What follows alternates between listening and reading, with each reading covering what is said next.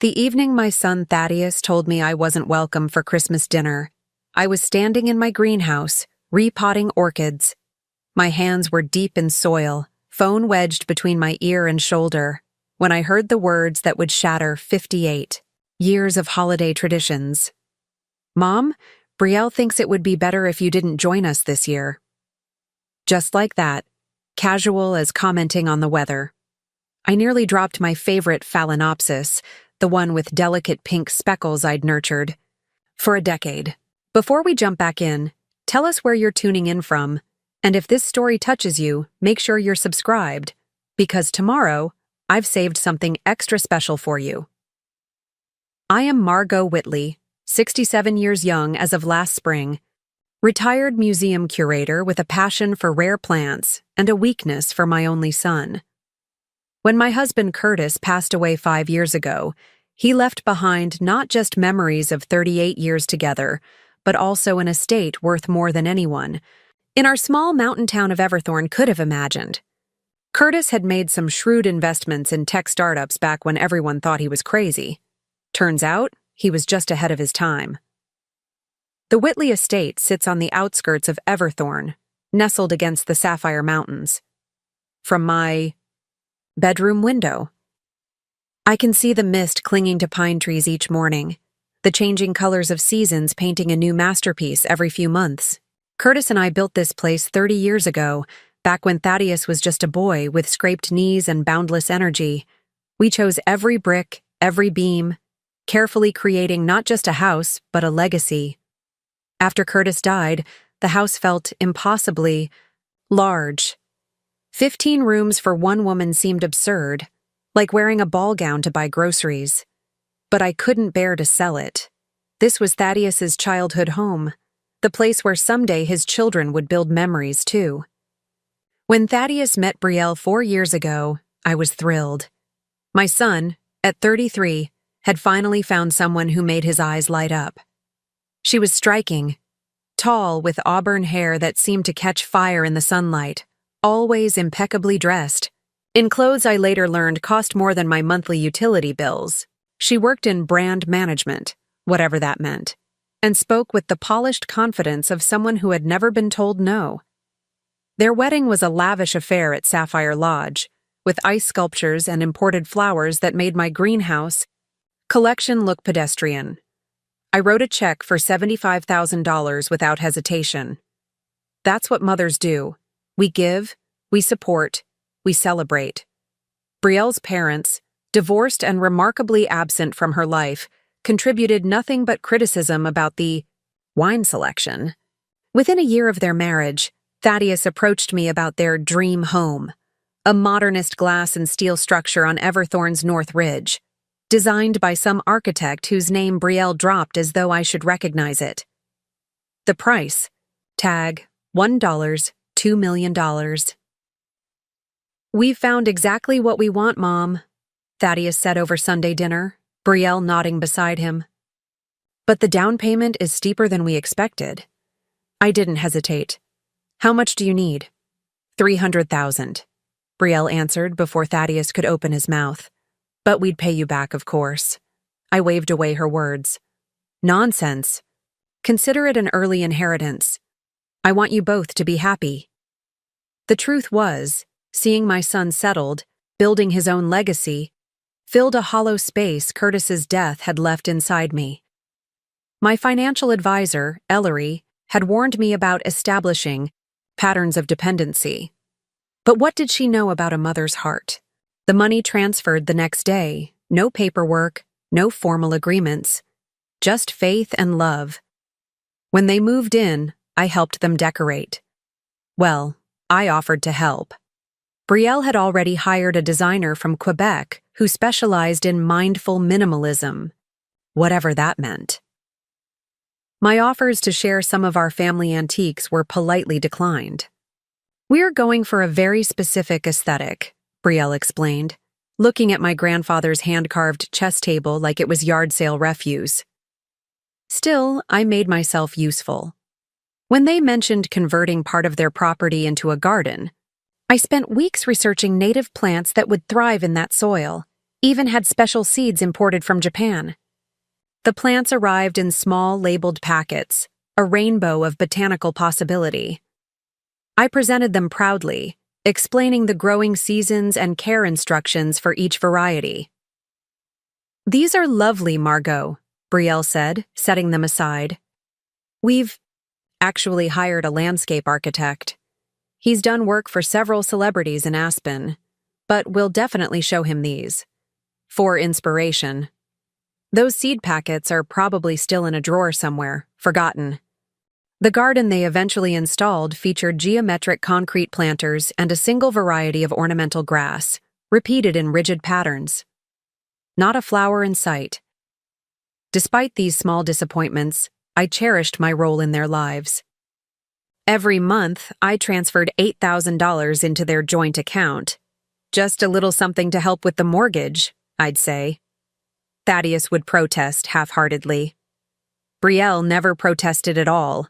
I hosted Sunday dinners, helped them find a reliable housekeeper, even paid for Brielle's membership at Sapphire Springs Spa when she mentioned she was stressed about work. When they traveled to Morocco, Bali, and the Amalfi Coast, all documented meticulously on Brielle's social media accounts, I never questioned the expenses.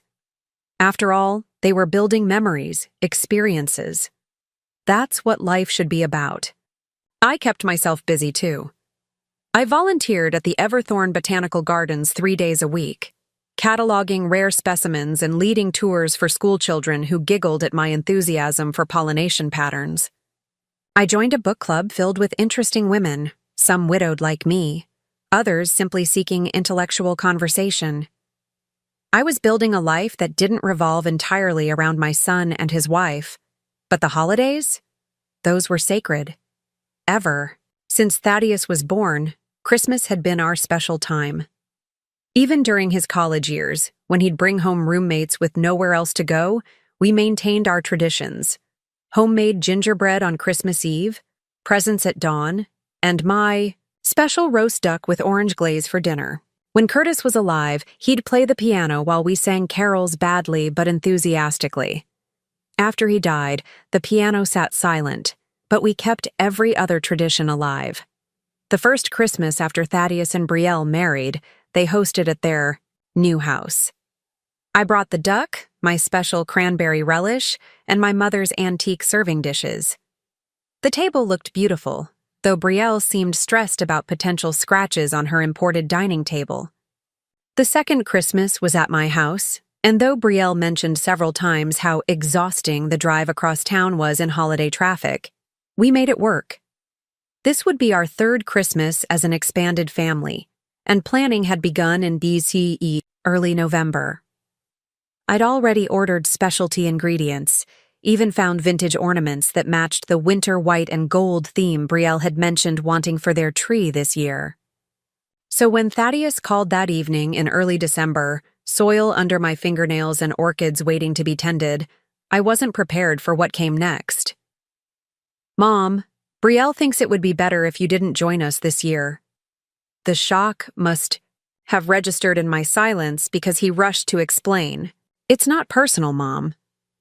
Brielle's cousin Lark is visiting from Switzerland with her husband and their twins. They'll be using the guest rooms, and with Brielle's parents both coming too, it's just going to be really crowded." "I could stay.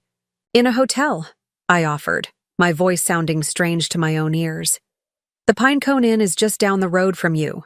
Brielle feels that would defeat the whole purpose of intimate family time," Thaddeus replied, sounding like he was reciting memorized lines. "With the kids being so young, they need to stick to schedules, and having people coming and going would be disruptive." "I see," I said, though I didn't see it all. "And what about our traditions? The gingerbread, the duck?" "Brielle's hiring a caterer this year, some farm-to-table chef from Aspen. Apparently he's been on one of those cooking shows." Thaddeus's voice brightened with forced enthusiasm. "It'll be a nice change, right? And you're always saying you work too hard during the holidays." I had never, not once, said any such thing. "We'll do something special after New Year's," he promised. "Just the three of us." After hanging up, I stood in the greenhouse for a long time, surrounded by the living things I'd nurtured, feeling more alone than I had since the day they lowered Curtis into the ground. The pain wasn't just about missing Christmas dinner. It was about being so easily set aside, an inconvenience to be managed rather than family to be embraced. That night, I pulled out photo albums, actual physical books filled with printed pictures, an anachronism in this digital age. There was Thaddeus on his first bicycle, his gap-toothed smile wide with pride. Thaddeus at his high school graduation, Curtis's arm around his shoulders. Preparing and narrating this story took us a lot of time, so if you are enjoying it, subscribe to our channel. It means a lot to us. Now back to the story. Thaddeus in his first apartment, surrounded by mismatched furniture we'd helped him collect from thrift stores. In every image, he looked directly at the camera, at me, with openness and affection. When had that changed? When had I become someone to manage rather than cherish? I poured myself a glass of Curtis's favorite scotch, something I did only on his birthday and their anniversary. The liquid burned pleasantly as I swirled it in the crystal tumbler we'd received as a wedding gift decades ago. "What would you do, Curtis?" I asked the empty room. The house creaked in response, old wood settling as temperatures dropped outside. The next morning, I woke with purpose. If I wasn't going to be part of their Christmas, I would create my own. I called Vivian from my book club, a spirited 70-something who'd been divorced 3 times and took no grief from anyone. "Of course they excluded you," she said when I explained the situation. "Brielle's been working toward this for years." "What do you mean?" I asked, genuinely confused. "Oh, Margot," Vivian sighed. "You're brilliantly observant about everything except your own life. That girl has been systematically isolating Thaddeus since they met. Haven't you noticed how rarely he visits alone anymore? How they always have some reason to cut visits short? When's the last time he called you just to chat?" I wanted to protest, to defend them both, but the words died in my throat. Because Vivian was right. The casual drop-ins had stopped. Our conversations had grown shorter, more superficial. Somewhere along the way, my son had become a polite acquaintance rather than the person who knew me best in the world. "Come to my house for Christmas," Vivian offered. "My daughter Phoenix is bringing her new girlfriend. My ex-husband number 2 is coming with his current wife. We actually get along splendidly now that I'm not married to him. It'll be chaotic and probably inappropriate at times, but no one will be unwelcome." I thanked her, but declined. I needed to process this revelation, to understand what it meant for my future and my finances. That afternoon, I called Ellery, my financial advisor. We met the next day in her office overlooking Everthorne's small but charming downtown, where holiday decorations were already being strung across Main Street. "I need to make some changes," I told her, settling into the leather chair across from her desk. Ellery nodded, unsurprised. She'd been gently questioning my financial support of Thaddeus and Brielle for years. "What did they do?" she asked. "Simply." I explained about Christmas, about Brielle's cousin and the caterer and the intimate family time that somehow excluded me. Ellery listened without interrupting, then pulled up my financial records on her computer. "Margot, do you realize you've given Thaddeus and Brielle over $950,000 in the past 4 years? That's not including the monthly transfers or the various expenses you've covered." The number hit me like a physical blow. Nearly $1 million. Enough to fund several college educations, to support dozens of struggling families, to make meaningful change in causes I cared about. "I want to stop the monthly transfers," I said, the decision crystallizing as I spoke the words. "And I want to restructure my estate plan." Over the next 2 hours, Ellery and I created a new financial roadmap. The monthly transfers would cease immediately. A substantial portion of my estate would go into a trust for any future grandchildren, accessible only for education, and only after they turned 25. Another portion would go to the Everthorne Botanical Gardens to establish a permanent education center. And for Thaddeus? We created a matching fund. Whatever he earned and saved himself, the trust would match up to a certain limit. He wouldn't inherit simply for being born my son. He would earn his legacy through his own efforts. He's going to be furious, I said, signing the documents with a hand that trembled slightly. Possibly, Ellery agreed, but perhaps it's time. He remembered the woman who raised him, the one who worked alongside Curtis building the small accounting firm that eventually funded all this generosity. You weren't always wealthy, Margot. You haven't forgotten what it means to work for something. Maybe it's time Thaddeus remembered that lesson too. As predicted, the first call came 3 days after the usual transfer date. I was in the greenhouse.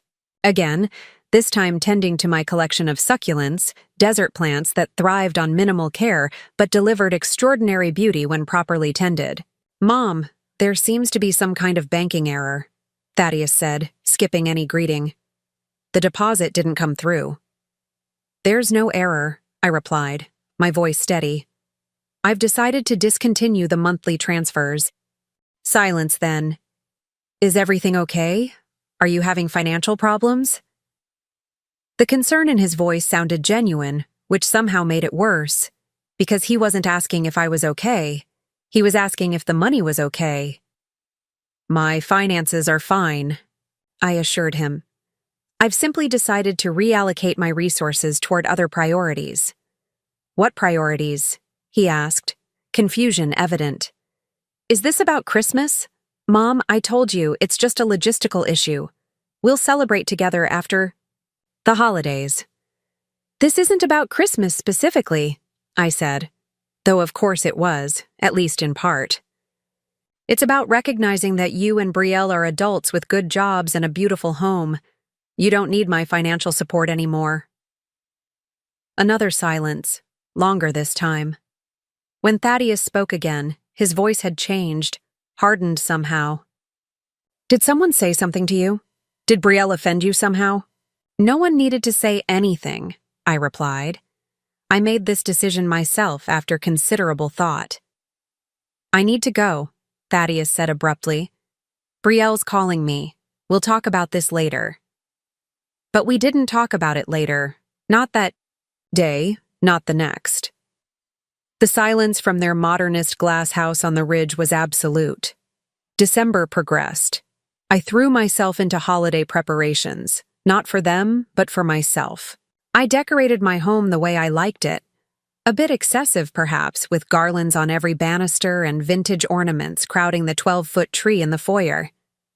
I baked cookies and distributed them to neighbors. I attended the Everthorne Christmas market and purchased handcrafted gifts for the botanical garden staff. A week before Christmas, I received a text message from Brielle. Are you free for coffee tomorrow? Just us girls. We met at Everbean, a local coffee shop that served excellent lavender lattes. Brielle arrived 15 minutes late, immaculately, dressed in a camel cashmere coat that probably cost more than most people in Everthorne earned in a month. Margot, it's so good to see you, she said, air kissing near my cheek. You look well. Thank you, Brielle. So do you. We exchanged pleasantries about the weather, unseasonably cold, the holiday crowds, insufferable, and her recent work trip to Los Angeles, exhausting but productive. She ordered a complicated coffee drink with numerous specifications, then fixed me with a direct gaze. Thaddeus is too proud to ask, but I'm not. What's going on with the money? No preamble, no attempt to ease into the conversation, just straight to the point. As I told Thaddeus, I've decided to discontinue the monthly support, I replied calmly. But why now? She pressed.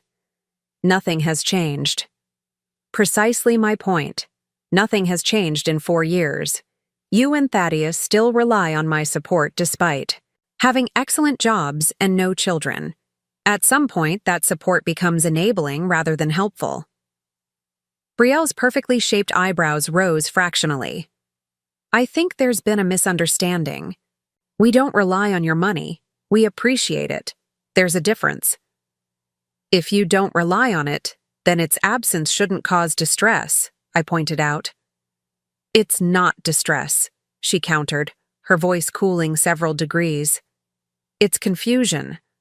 This seems so sudden and, frankly, punitive. It's neither sudden nor punitive, I said. It's a necessary recalibration. You and Thaddeus need to live within your actual means, not means artificially inflated by my contributions. Brielle's composure slipped, just slightly. A tightening around her eyes, a quick drum of manicured nails against the table. Is this about Christmas? Because we can work something out if it's that important to you. The casual dismissal in her tone told me everything. Christmas with me wasn't a priority. It was a concession she might graciously make to restore the flow of money. This isn't about Christmas, I lied. Though I find it interesting that's where your mind went immediately. She sighed, a practiced sound of exasperation. Margot, we're family. Families support each other. Families forgive minor miscommunications. Yes, they do, I agreed. And families include each other in important celebrations without having to be bribed. A flush crept up her neck. That's completely unfair. We had legitimate space constraints. Lark's twins are absolute monsters, frankly, but they're family. As am I reminded her quietly. She stared at me for a long moment, then gathered her designer handbag. I can see you're determined to misunderstand. I'll let Thaddeus know. We talked. Perhaps he'll have better luck explaining our perspective. After she left, I sat nursing my cooling tea, wondering what perspective Thaddeus might offer that would justify excluding me from a holiday I'd celebrated with him for 33 consecutive years. I didn't have to wait long to find out. That evening, my doorbell rang insistently. Through the beveled glass panels, I could see Thaddeus's silhouette, shoulders hunched against the cold. I opened the door, and my son burst in without waiting for an invitation, bringing with him the scent of winter air and expensive cologne. "Mom, what did you say to Brielle?" he demanded, shrugging off his coat and tossing it over the entryway bench. She came home completely upset. "I simply explained my decision about the monthly transfers," I replied, closing the door against the chill. "Would you like some tea?" "I just put the kettle on." "I don't want tea," he snapped, following me into the kitchen anyway. "I want to understand what's going on with you. First, you cut off financial support without warning. Then you make Brielle feel like she's done something terrible." "Has she done something terrible?" I interrupted, genuinely curious about his perception. He looked momentarily confused. "Of course not. She's been nothing but welcoming to you." "Welcoming," I repeated, testing the word like a loose tooth. "Is that how you'd describe excluding me from Christmas?" Thaddeus ran a hand through his hair, a gesture so reminiscent of Curtis that my heart ached. "That's what this is about, isn't it? You're punishing us because we needed one holiday to ourselves. To yourselves and Brielle's cousin from Switzerland, and her husband, and their twins, and both her parents," I clarified. "That's quite a lot of people for someone wanting holiday solitude." Thaddeus had the grace to look uncomfortable. "The situation is complicated." "It's not complicated at all," I corrected him gently. "I've become an inconvenience rather than a priority. That's your prerogative, but it does change our relationship, which in turn changes our financial arrangement." "That's emotional blackmail," he accused, color rising in his face. The kettle whistled shrilly, and I turned to silence it, using the moment to compose myself. When I faced him again, I felt calm, certain. "No, Thaddeus. Emotional blackmail would be threatening to withhold love or approval unless you included me. I'm not doing that. I love you regardless of where you spend Christmas. I'm simply adjusting my financial support to match the reality of our relationship." "And what reality is that?" he demanded. "The reality where I'm important enough to..." Fund your lifestyle, but not important enough to make space for at your holiday table. He flinched as if I'd struck him. That's not fair. Perhaps not, I conceded. But neither is expecting me to continue financially supporting adults who increasingly treat me as an afterthought. Thaddeus stared at me like I'd suddenly started speaking a language he didn't understand. In a way, I had. For years I'd spoken the language of unconditional giving. Now I was speaking about boundaries, about reciprocity, about respect. These were foreign concepts in our relationship. So that's it? He finally asked. You're just cutting us off because we asked for one Christmas alone? I'm discontinuing monthly financial support because you and Brielle are capable adults who should be self-sufficient, I corrected him. And I'm recognizing that our relationship has changed through choices we've all made. He left shortly after, without the tea I'd offered, without resolving anything. As I watched his car's taillights disappear down the winding driveway, I felt a complicated mixture of sadness and relief. The confrontation I'd dreaded was over, and I'd held my ground. The price was distance from my only child, but perhaps that distance had been growing long before tonight. The days before Christmas passed quietly. I received no further calls or visits from Thaddeus or Brielle. On December 23rd, I volunteered at the Everthorne Community Center, helping serve dinner to families in need. On Christmas Eve, I attended the candlelight service at the small stone church in town, then returned home to make my traditional gingerbread, just for myself this year. Christmas morning dawned clear and cold, sunlight glinting off fresh snow that had fallen overnight. I made coffee, opened the few gifts sent by friends, and prepared to spend the day exactly as I pleased, reading by the fire, perhaps watching one of Curtis's favorite old films, definitely enjoying a glass or two of good wine. I was still in my robe when the doorbell rang shortly after noon. I wasn't expecting anyone, had explicitly turned down Vivienne's renewed invitation so I could process my emotions in solitude. When I opened the door, Brielle stood on my doorstep, looking less composed than I'd ever seen her. Her hair was pulled back in a simple ponytail, her face bare of makeup, her clothes noticeably casual, leggings and an oversized sweater rather than her usual tailored perfection. "Merry Christmas, Margot," she said, her voice subdued. "May I come in?" I stepped aside, curiosity overriding any desire to turn her away. "Of course. Is everything all right? Is Thaddeus okay?" "He's fine," she assured me, stepping into the warm foyer. "He's at home. He doesn't know I'm here." That was unusual enough to heighten my concern. "Would you like coffee? Tea?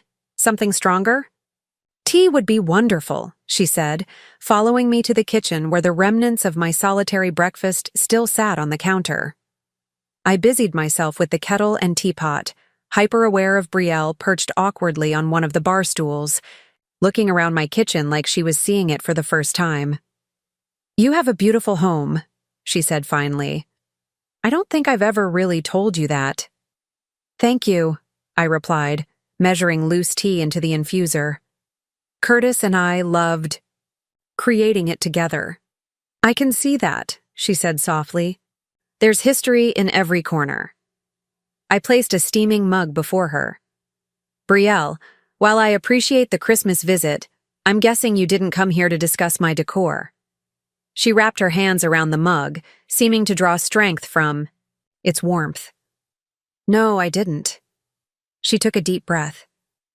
"I came to tell you the truth about Christmas." I waited, watching emotions flicker across her face. Embarrassment, defiance, resignation. "There is no cousin from Switzerland," she admitted finally. "Lark exists, but she's spending the holidays in St. Moritz. My parents aren't coming either. They're cruising the Caribbean, separately, of course." Though I'd suspected something wasn't right about their story, the blatant nature of the lie still stung. "I see. And the reason for this fabrication?" Brielle looked down at her tea. "The matching fund."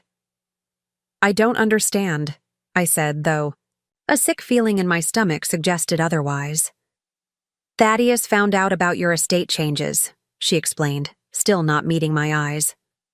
Your lawyer called to confirm some details, and apparently his assistant left a message on our home phone instead of your cell. Thaddeus heard it. The pieces clicked into place with devastating clarity. So the Christmas exclusion was my idea, she admitted, finally looking up. I thought if we created some distance, made you feel a little isolated, you might reconsider the changes, especially the matching fund stipulation. Thaddeus hasn't built his own savings. Everything goes toward our lifestyle. There would be nothing to match. The calculated nature of their rejection left me momentarily speechless. They hadn't excluded me because they wanted privacy or because of logistical constraints.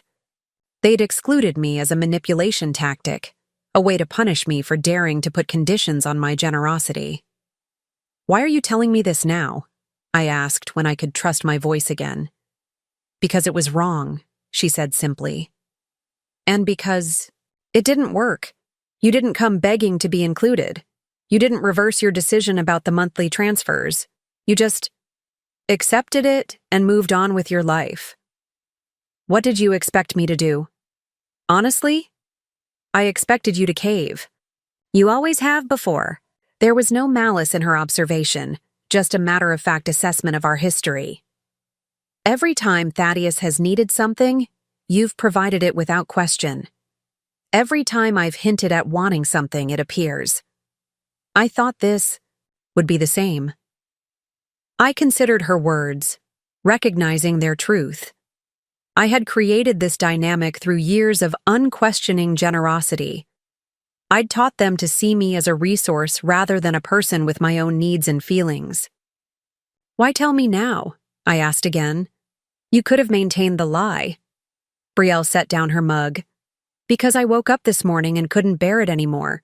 We're sitting in that sterile house, surrounded by things we can't afford, with no one to share Christmas with. Thaddeus is miserable but too proud to admit it. And I realized I've become someone I don't recognize or particularly like. Her honesty was unexpected, and I had to admit, somewhat refreshing. This was the most authentic conversation we'd ever had. What do you want from me, Brielle? I asked. Nothing, she said quickly, then reconsidered. No, that's not true. I want a chance to start over. Not financially, you were right about that. We need to stand on our own.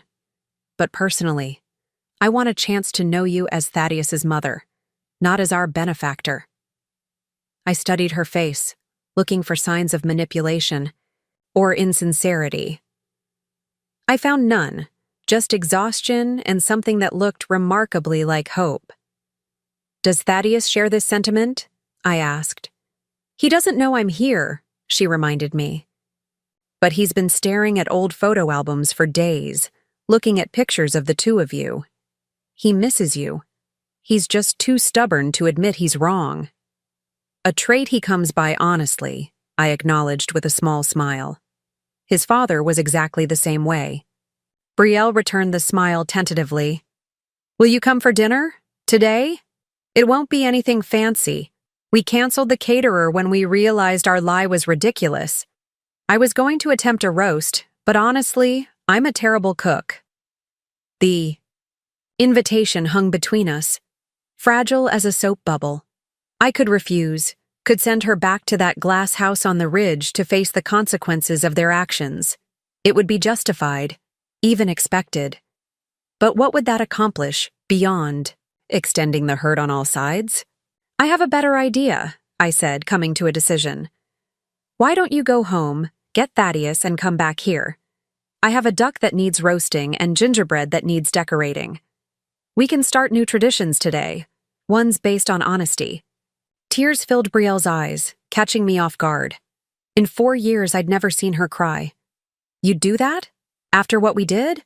Forgiveness doesn't mean forgetting or pretending the hurt didn't happen, I told her. It means choosing to move forward despite it. I'm not naive enough to think one Christmas dinner will fix everything, but it's a place to start. After she left, I stood in my kitchen for a long time, processing the conversation. The manipulation hurt deeply. The casual cruelty of excluding me for financial leverage would take time to heal. But underneath the pain was a curious sense of optimism. For the first time, Brielle had seen me, really seen me, as something more than an ATM. And perhaps, for the first time, I'd seen her as something more than the woman who'd taken my son. I changed out of my robe, put the duck in to roast, and set the table for 3. Whether they would actually return was uncertain, but I was prepared either way. If they came, we would begin the slow, complicated work of building a real relationship. If they didn't, I would enjoy my duck and my solitude, secure in the knowledge that I'd offered grace when justified anger would have been easier. An hour later, the doorbell rang again. Through the beveled glass, I could see 2 silhouettes, one tall and straight, the other with the slope-shouldered posture I'd recognize anywhere as my son's. I opened the door to whatever came next. The winter sun cast long shadows across my dining room as Thaddeus and Brielle settled into their chairs. The tension was palpable, crackling between us like static electricity. Thaddeus hadn't spoken more than a dozen words since arriving, his eyes carefully avoiding mine as he meticulously arranged his napkin on his lap. Brielle, by contrast, seemed determined to fill every silence with cheerful commentary about the table settings, the aroma of roasting duck, the beauty of my Christmas decorations, anything to distract from the unspoken conflict simmering beneath the surface. I placed the carved duck on the table, its skin crisp and golden, surrounded by caramelized fruits. The familiar ritual of serving food provided a momentary reprieve from the awkwardness. "This looks wonderful, Margot," Brielle said, her voice pitched slightly too high. "I can't believe you prepared all this on such short notice." "I was already cooking for myself," I replied, serving her a portion. The duck was always part of my plan. Thaddeus finally looked at me directly. "You were going to make a whole duck just for yourself?" "Yes," I said simply. "Just because I'm alone doesn't mean I don't deserve to celebrate properly." A shadow crossed his face at the word alone. Good. Let him sit with that discomfort for a moment. We ate in strained silence, punctuated by Brielle's increasingly desperate attempts at small talk. The food was excellent. Curtis's recipe never failed, but it might as well have been sawdust for all the pleasure anyone took in it. I waited, letting the silence do its work. Eventually, one of them would break. It was Thaddeus who finally cracked. Midway through the meal, he set down his fork with a clatter that made Brielle jump. "I think we need to address the elephant in the room," he said, his voice tight with restrained emotion. "Which elephant would that be?" I asked mildly. "The lie about Christmas guests, or the discovery of my estate changes, or the manipulation intended to make me reverse those changes?" "Oh," Thaddeus flinched. "Brielle told you everything then." "She did." I took a sip of wine. It was the first honest conversation we've had in 4 years. He looked wounded by that assessment, but he didn't deny it. Progress, perhaps. "I was angry," he admitted. "Finding out about the estate changes that way. It felt like a betrayal." "More or less of a betrayal than fabricating a reason to exclude me from Christmas?" I countered. Brielle set down her glass. "That was my idea, Margot. Don't blame Thaddeus entirely." "I don't blame either of you entirely," I said. "But I don't absolve either of you entirely either." Thaddeus pushed his plate away, food half-eaten. "What do you want from us, Mom? An apology? Fine. I'm sorry we lied about Christmas. I'm sorry we tried to manipulate you. But you blindsided us with these financial changes after years of consistent support. What were we supposed to think?" "You were supposed to think that I'm a person with valid feelings and boundaries," I replied calmly. "You were supposed to talk to me directly instead of concocting schemes. You were supposed to act like adults who can manage their own finances instead of children who are entitled to an allowance in perpetuity." His face flushed with anger, but before he could respond, Brielle placed a restraining hand on his arm. "She's right, Thad," she said quietly. "We've been treating your mother like a resource, not a person." The simple acknowledgement diffused some of the tension in the room. Thaddeus deflated slightly, the angry retort dying on his lips. "I didn't make those estate changes to punish you," I told him. "I made them because I believe in you, in your capability to build your own legacy instead of simply inheriting mine." "The matching fund feels punitive," he muttered.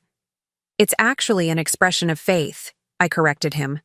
"Faith that you can and will create your own success as your father and I did. We didn't start with wealth, Thaddeus. We built it together, decision by decision, sacrifice by sacrifice." He looked up sharply. "You think I don't make sacrifices?" "I think you've become accustomed to a lifestyle that exceeds what you earn," I said gently. "That's not a judgment. It's mathematics. And it's at least partially my fault for enabling it." Brielle nodded slowly. "That's fair. We spend like we make 3 times our actual income." Thaddeus shot her a betrayed look, which she met steadily. "It's true, Thad. We do." The honesty between them surprised me. Perhaps there was more substance to their relationship than I'd given them credit for. "So what now?" Thaddeus asked, his defensive posture softening slightly. "You've cut off the monthly support, you've changed your estate plan. What else should we expect?" "That depends on what you want moving forward," I said. "If you're only interested in financial support, then yes, things have changed permanently. But if you're interested in a relationship based on mutual respect and honesty, that door remains open." Thaddeus stared at me for a long moment. "I don't know if I know how to have that kind of relationship with you anymore. You've always been the person who fixes everything, who provides everything. I don't know how to just be your son without also being your, I don't know, beneficiary." The raw admission broke my heart a little. What had I done to my child? To make him believe his value to me was tied to his need for my resources? "Maybe it's time we both learned," I suggested softly. "Maybe we start by simply spending time together without any expectations or transactions. Just 2 adults who happen to be family, getting to know each other again." Brielle squeezed Thaddeus's hand. "I think that sounds wonderful." He hesitated, then nodded. "Okay, we can try that." The meal concluded with marginally less tension. We didn't move to the living room for carols or storytelling as we might have in years past, but we did manage to finish dessert with something approaching normal conversation. When they left, Thaddeus hugged me. Briefly, awkwardly, but sincerely. "Merry Christmas, Mom," he said, his voice gruff with emotion. "Thank you for the meal." "Merry Christmas, Thaddeus," I replied, resisting the urge to smooth his hair as I had when he was small. "We'll talk soon." After they departed, I closed the door and leaned against it, suddenly exhausted. The confrontation, the tentative reconciliation, it had taken more out of me than I'd realized. I cleaned the kitchen methodically, wrapping, leftovers and washing Crystal by hand, finding comfort in the familiar rituals. Later, curled in Curtis's old reading chair with a final glass of wine, I felt his absence keenly. He would have known exactly what to say to Thaddeus, would have found the perfect balance of firmness and compassion. "I'm doing my best here, Curtis," I whispered to the empty room. "I hope it's enough." January arrived with a blanket of fresh snow and the promise of new beginnings. I threw myself into my volunteer work at the Everthorne Botanical Gardens, helping to plan the spring exhibition on endangered alpine species. My book club resumed after the holiday hiatus, bringing welcome intellectual stimulation and the warmth of female friendship. Thaddeus called twice during the first week of January, brief, somewhat stilted conversations about nothing in particular. He was trying, in his own way. Brielle sent a handwritten thank you note for Christmas dinner, surprising me with its apparent sincerity. Baby steps toward a new normal. The real test came in mid-January when my kitchen sink developed a persistent leak. In the past, I would have immediately called Thaddeus, who would have dropped everything to help, partly out of genuine concern, partly to maintain the dynamic of being needed. This time, I called a plumber instead. He arrived promptly the next morning, Casimir Novak, according to the name embroidered on his work shirt. He was perhaps in his early 60s, with salt and pepper hair and hands that spoke of decades of practical work. "Leaky sink, eh?" he said, following me to the kitchen. "Let's take a look." He worked efficiently, explaining the problem and the repair in clear terms without condescension. When he finished, he declined my offer of coffee. "Got 3 more calls to make today," he explained with a smile that creased the corners of his eyes. Winter is hard on old pipes. I wrote him a check, adding a generous tip. "Thank you for fitting me in so quickly." "My pleasure, Mrs. Whitley." He packed his tools with practiced precision. "By the way, those orchids in your greenhouse, Phalaenopsis, right? My mother used to grow them back in Croatia. Never seen such healthy specimens in this climate." His observation caught me by surprise. "You know orchids?" He shrugged modestly. "Know a little about a lot of things. Comes with the territory when you've been fixing people's problems for 30 years. After he left, I found myself thinking about his comment. Fixing people's problems. Isn't that what I'd always done for Thaddeus? Fix, provide, smooth the path. I'd built my identity around being necessary, around being the solution to every difficulty. Perhaps that was the real issue, not just Thaddeus's and Brielle's expectations, but my own need to be needed. Curtis had often teased me about my savior complex, my compulsion to solve everyone else's problems. I'd always laughed it off, but now I wondered if he'd identified something fundamental about my character, something that had contributed to our current situation just as much as any entitlement on Thaddeus's part. These thoughts were still percolating when Vivian called, inviting me to a small dinner party the following weekend. "Nothing fancy," she assured me. "Just a few friends, good food, better wine. You need to get out more, Margot. That big house is swallowing you up." I started to decline automatically, then caught myself. Why not? Why not spend an evening with interesting adults who expected nothing from me beyond conversation and companionship? "I'd love to come," I said, surprising myself with the realization that it was true. "Can I bring anything?" "Just yourself," Vivian replied, "and maybe that spectacular cranberry relish you made for the garden club luncheon last fall." The dinner party proved to be exactly what I needed: stimulating conversation, delicious food, and the kind of relaxed camaraderie that comes from people with no agenda beyond enjoying each other's company.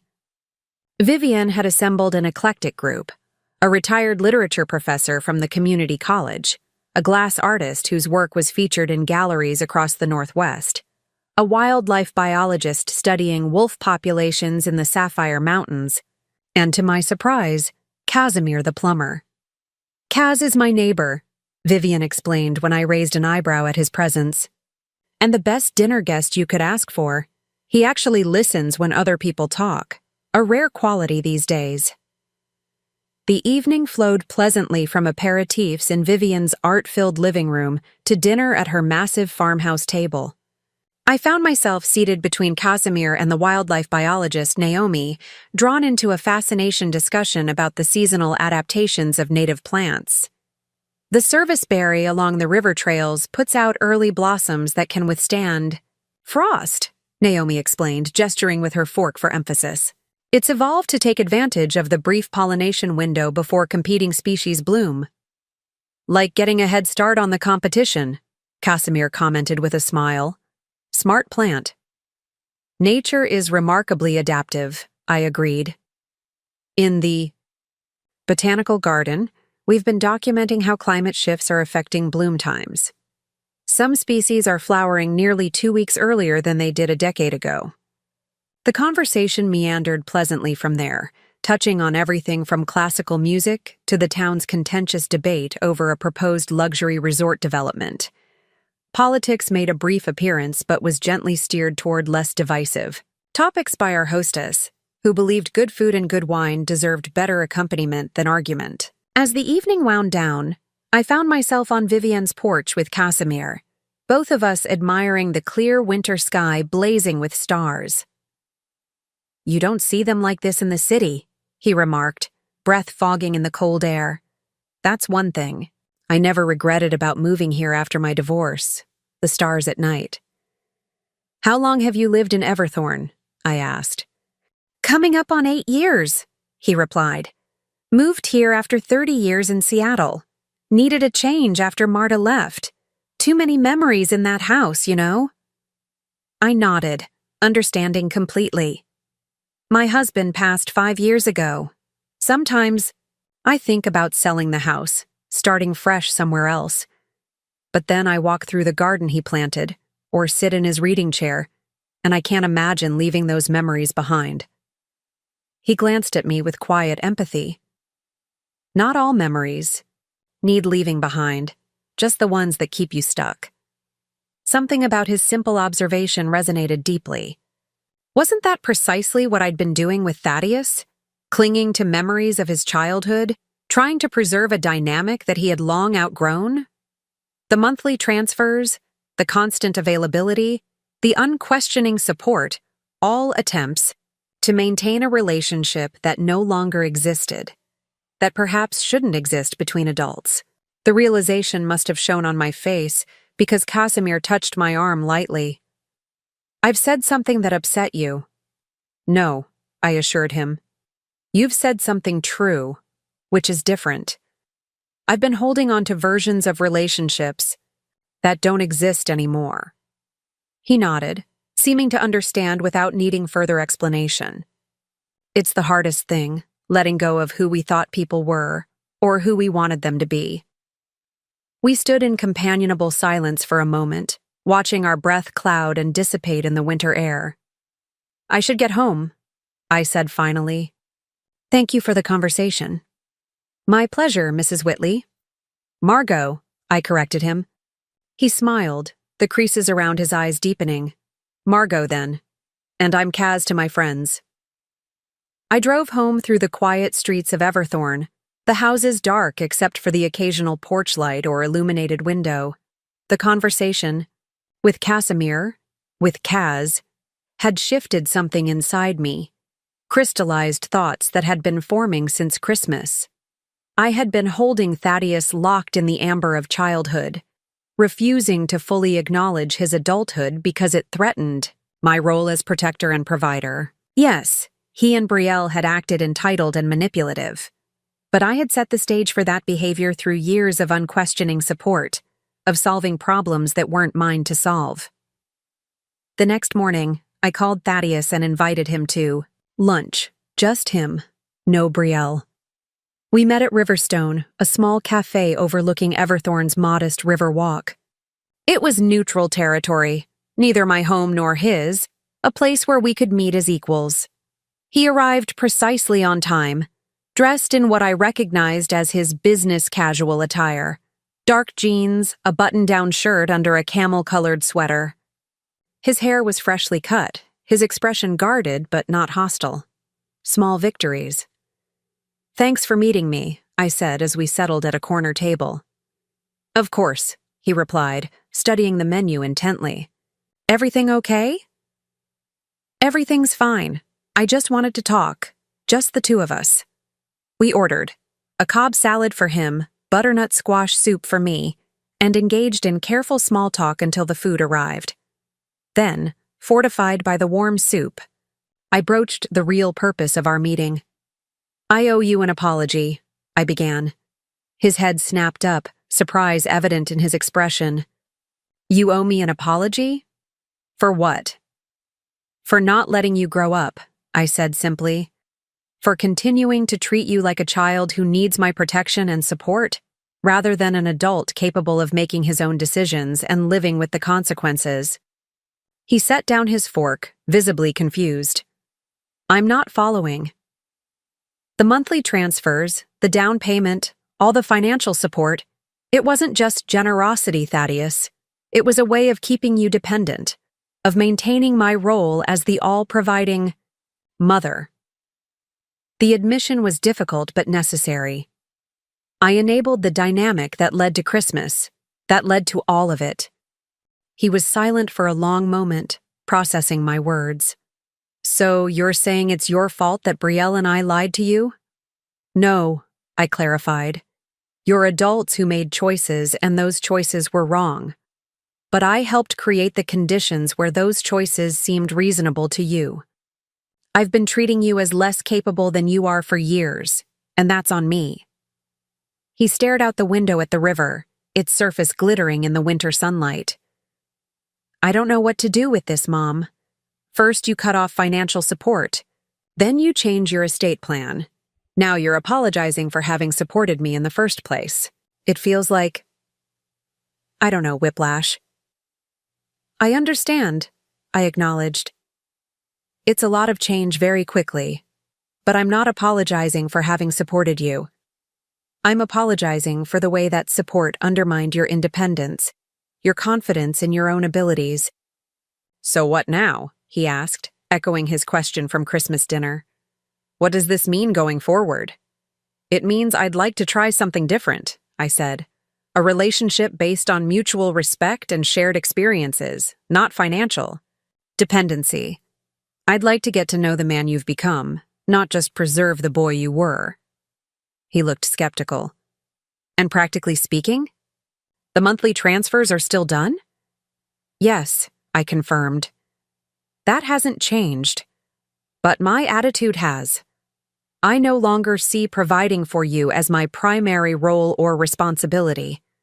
I want to be your mother, Thaddeus, not your bank. He absorbed this, his expression thoughtful. It's going to be an adjustment, he admitted finally. For all of us. Brielle and I have been talking a lot since Christmas, about our finances, about our expectations, about the kind of people we want to be. He hesitated, then added, She's looking for a new job, something more stable, less focused on status. And I've been thinking about Dad's old business model, how he built something sustainable rather than flashy. The mention of Curtis's approach to business, methodical, ethical, focused on long-term relationships rather than quick profits, surprised and pleased me. Thaddeus had always seemed impatient with his father's conservative business philosophy, eager for faster growth and bigger returns. Your father would be proud to hear that, I said softly. Maybe, Thaddeus acknowledged. He always did try to tell me that slow and steady wins the race. He smiled slightly. I never was very good at listening. You get that from me, I admitted. Curtis always said I was the most stubborn woman he'd ever met. He meant it as a compliment, Thaddeus said. He admired your determination. I know he did. The shared memory of Curtis felt like a bridge between us, spanning the chasm that had opened in recent years. We finished our meal in a more comfortable silence. The air between us cleared of at least some of the tension that had accumulated. When the check came, I reached for it automatically, then stopped myself. Would you mind if we split it? I asked instead. He looked startled, then nodded. Sure, that's fine. It was a small thing, trivial really. But as we each placed our credit cards on the small tray, it felt symbolic. A shift from the automatic expectation that I would provide to a more balanced interaction. A baby step toward a healthier relationship. Outside the cafe, we paused on the sidewalk, awkward again now that the structured framework of a meal was behind us. Thank you for lunch, he said formally. And for the conversation. It gives me a lot to think about. Me too, I assured him. This is new territory for both of us. He nodded, then surprised me by leaning in for a brief hug. I'll call you soon, he promised. Maybe we can do this again next week. I watched him walk to his car, his posture straighter than it had been at Christmas, less defensive. Progress, however small. Back at home, I found a message on my answering machine. From Vivian, thanking me for coming to dinner and mentioning casually that Casimir had asked for my number. I told him he'd have to ask you himself, but I thought you should know he's interested. In case you're interested too. I found myself smiling at the message, a warm feeling spreading through my chest. It had been so long since anyone had expressed interest in me as a woman, not just as a mother or a widow or a source of financial support. The feeling was both foreign and familiar, like returning to a favorite book after many years and discovering new layers of meaning. Later that afternoon, I was in the greenhouse transplanting seedlings when my phone rang. The number wasn't one. I recognized, but something prompted me to answer rather than let it go to voicemail. Mrs. Whitley, it's Casimir Novak, Kaz, from Vivian's dinner party. He sounded slightly nervous, which was oddly endearing. I hope you don't mind me calling. Vivian gave me your number. I don't mind at all, I assured him. And please, it's Margot. Margot, he repeated, as if testing the name. I was wondering if you might be interested in getting coffee sometime. Or tea, if you prefer. There's a new place downtown that specializes in loose leaf varieties from around the world. The invitation was unexpected, but not unwelcome. Tea? Sounds lovely, I said, surprising myself with how easily the acceptance came. When were you thinking? We arranged to meet the following afternoon. After hanging up, I stood in the greenhouse for a long moment, aware of a strange lightness in my chest. It wasn't excitement exactly, more like possibility. The feeling that my life wasn't fixed in amber, that there were still doors to open, paths to explore. That evening, Thaddeus called, his voice tentative but determined. Mom? About what you said at lunch, about a different kind of relationship. I've been thinking. Would you be interested in visiting the property Brielle and I are considering, for a smaller house? It's nothing fancy, just a simple place closer to town, but I'd value your opinion. The invitation touched me deeply, not because he needed my financial support or approval, but because he genuinely wanted my perspective. It was a small gesture, but meaningful, an olive branch, a step toward the relationship I'd described at lunch. I'd love to see it, I told him. Thank you for asking. After we hung up, I sat in Curtis's reading chair, watching darkness claim the winter landscape outside my window. The day had brought unexpected developments, a frank conversation with my son, an invitation from an intriguing man, the sense that I was finally moving forward instead of holding desperately to the past. Progress, Curtis, I murmured to the empty room. Not perfection, but progress. The next morning dawned clear and cold, sunlight glinting off fresh snow. I stood at my kitchen window, coffee in hand, watching a pair of cardinals flit among the bare branches of the maple tree Curtis had planted on our 10th anniversary. The vibrant red of the male against the snow-white background was startling, a splash of vitality in the winter landscape. Movement at the end of my driveway caught my attention.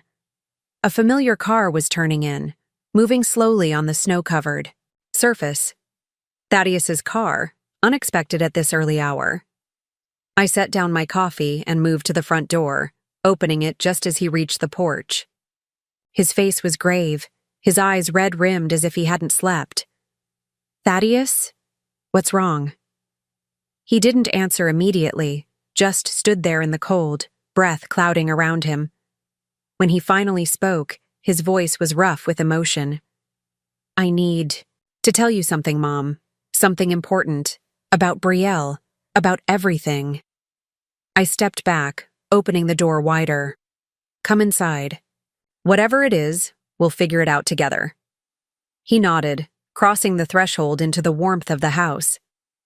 As I closed the door behind him, I felt a curious blend of concern and calm. Whatever revelation he brought, whatever confession or crisis loomed, we would face it as adults, not as benefactor and dependent, but as mother and son, navigating a new relationship built on honesty rather than expectation. The path forward wouldn't be smooth. Real growth never is. But for the first time in years, I felt we were walking in the right direction. Thaddeus paced the length of my living room, his footsteps heavy on the hardwood floors Curtis had installed decades ago. The morning light streamed through the east-facing windows, illuminating dust motes that danced in his wake. I waited patiently in my armchair, giving him the space to gather his thoughts. Whatever he needed to tell me, it clearly wasn't easy. Finally, he stopped pacing and turned to face me. His expression a complex mixture of shame, anger, and something else. Relief, perhaps, at finally unburdening himself. "Brielle's been having an affair," he said, the words tumbling out in a rush. "With her boss, for over a year now." The revelation landed between us like a stone dropped in still water, sending ripples of silence across the room. I absorbed the information, considering its implications, the pain it must have caused him. "I'm so sorry, Thaddeus," I said finally. "When did you find out?" He sank onto the sofa, suddenly looking exhausted. 3 months ago, right before Thanksgiving. The timing struck me like a physical blow. 3 months? You've known since before the holidays? He nodded, unable to meet my eyes. I confronted her when I found text messages on her phone. She denied it at first, then admitted everything.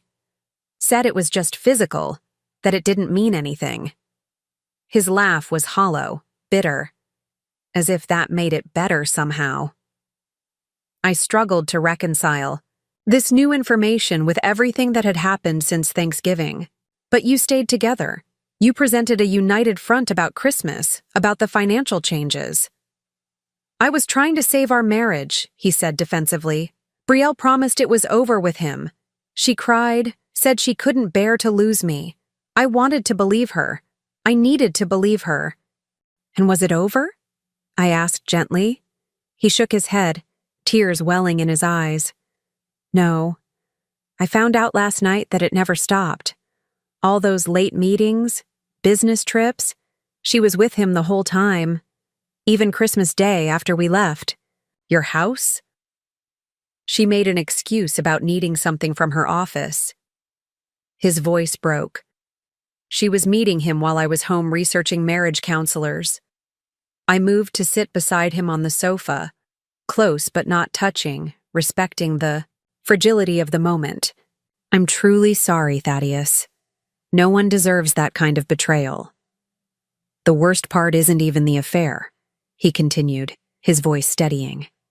"It's that I've been building my entire life, our entire life, on a foundation that wasn't real. The house, the lifestyle, the image we projected, none of it was authentic. It was all for show, all to maintain this facade of success and happiness." His words resonated with my own recent realizations. "Appearances can be deceiving," I agreed, softly, "even to ourselves." He looked at me then, really looked at me, perhaps seeing me clearly for the first time in years. "You tried to tell me, in your way. All those conversations about sustainability, about building something real. I just wasn't ready to hear it."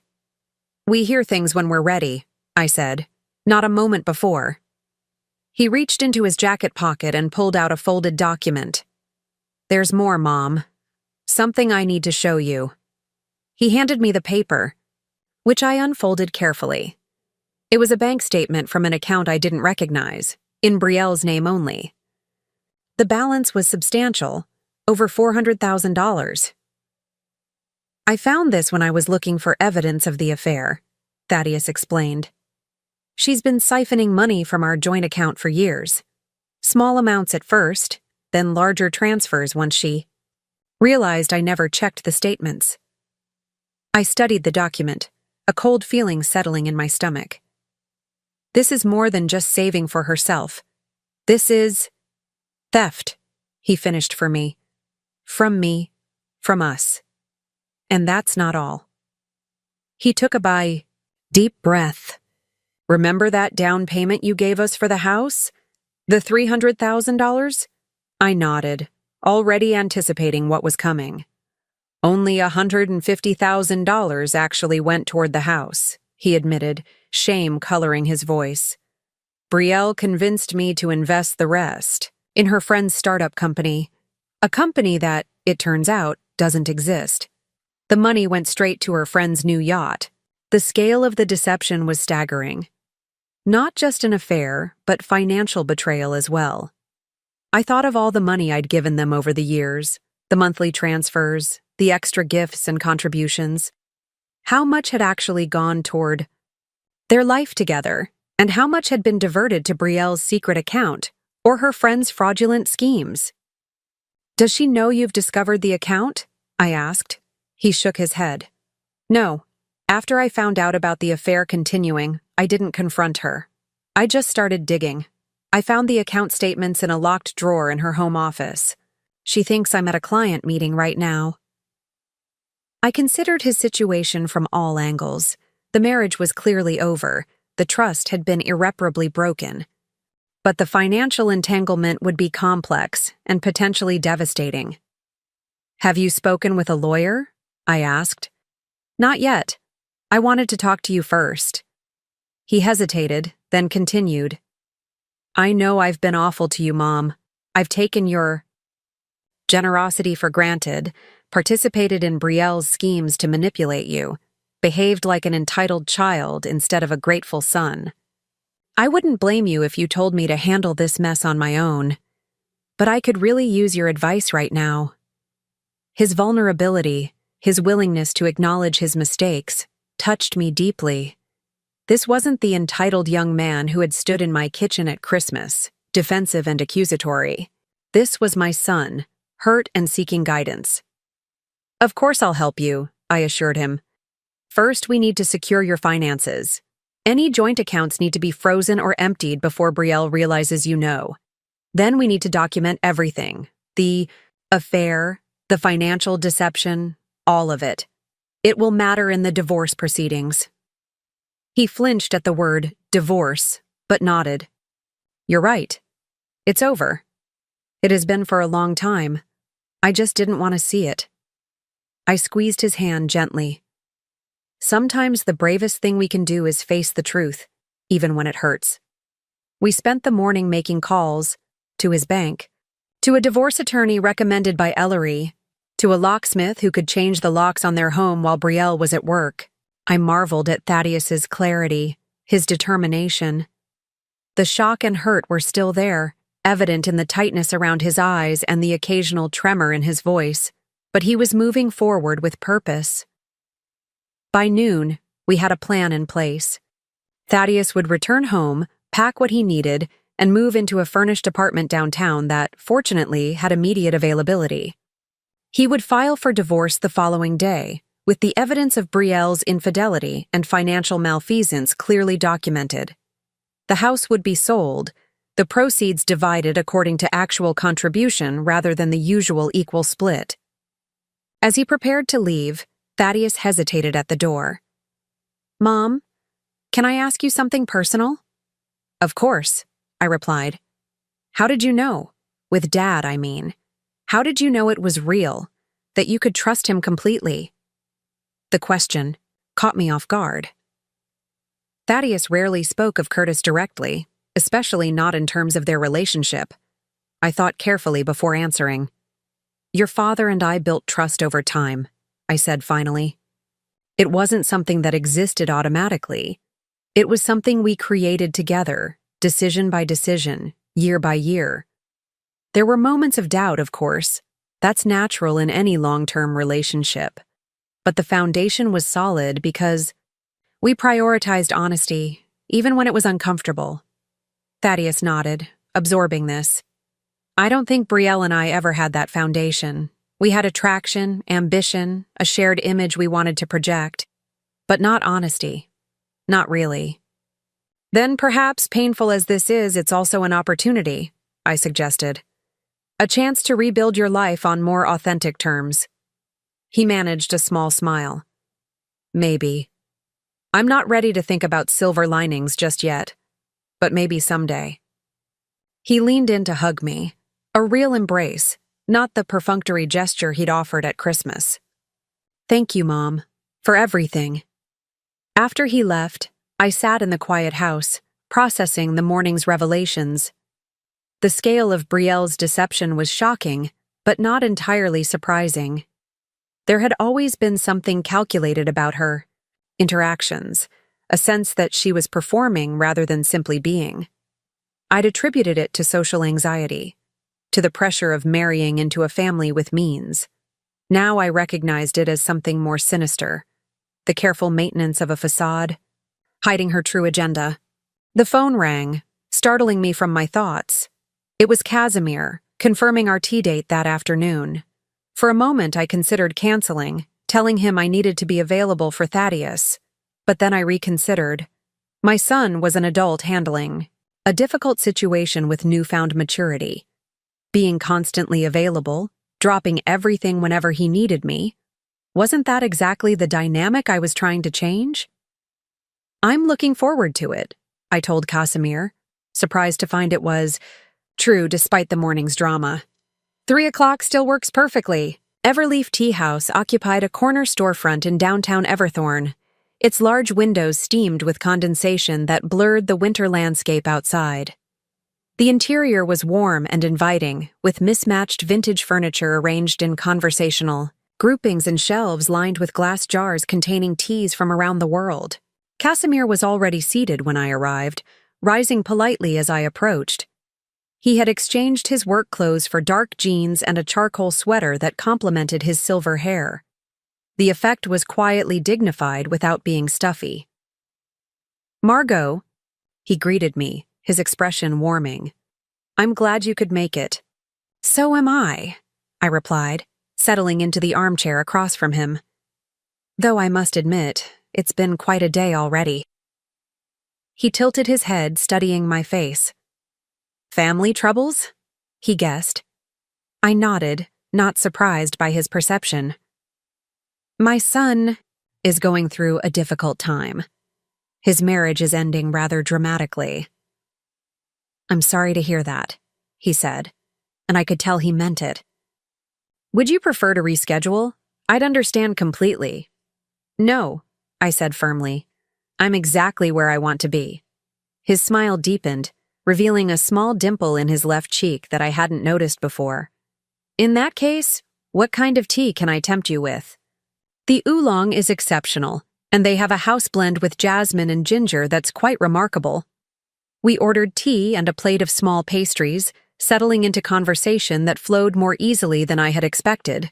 Casimir spoke of his life in Seattle, his career as a master plumber which had evolved into owning a small but successful contracting business, his decision to sell everything and move to Everthorne after his divorce. 30 years of marriage, he said, turning his teacup slowly in his hands. It's a long time to be with someone, to build a life together. When it ended, I felt like I'd lost my identity along with my wife. I understand that completely, I told him.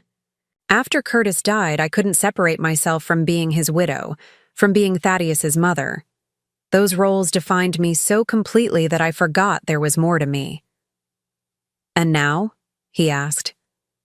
How do you see yourself now? The question was simple but profound. I considered it carefully. I'm still Curtis's widow, still Thaddeus's mother, I said slowly. Those aspects of my identity aren't going away. But I'm also Margot Whitley, a woman with interests and opinions and a life that extends beyond those relationships. He nodded, approval warming his gaze. Well put. It took me much longer to reach that understanding. The conversation meandered pleasantly from there. We discovered shared interests in gardening, in classical music, in the lesser-known trails that wound through the mountains surrounding Everthorne. He had a dry wit that surfaced unexpectedly, making me laugh at moments I didn't anticipate. My daughter thinks I should try one of those dating applications, he confessed with a grimace. She created a profile for me, complete with a photograph where I appear to be unnaturally interested in a fishing lure. I chuckled at the image. My book club has been trying to set me up with Vivian's brother-in-law for months. Apparently, his main qualification is that he's breathing and approximately my age. The bar is set so low for us, he agreed solemnly, his eyes twinkling. Simply existing is considered an achievement worthy of romantic interest. The afternoon stretched pleasantly, one pot of tea leading to another. Outside, the winter light began to fade, the street lamps flickering on along Main Street.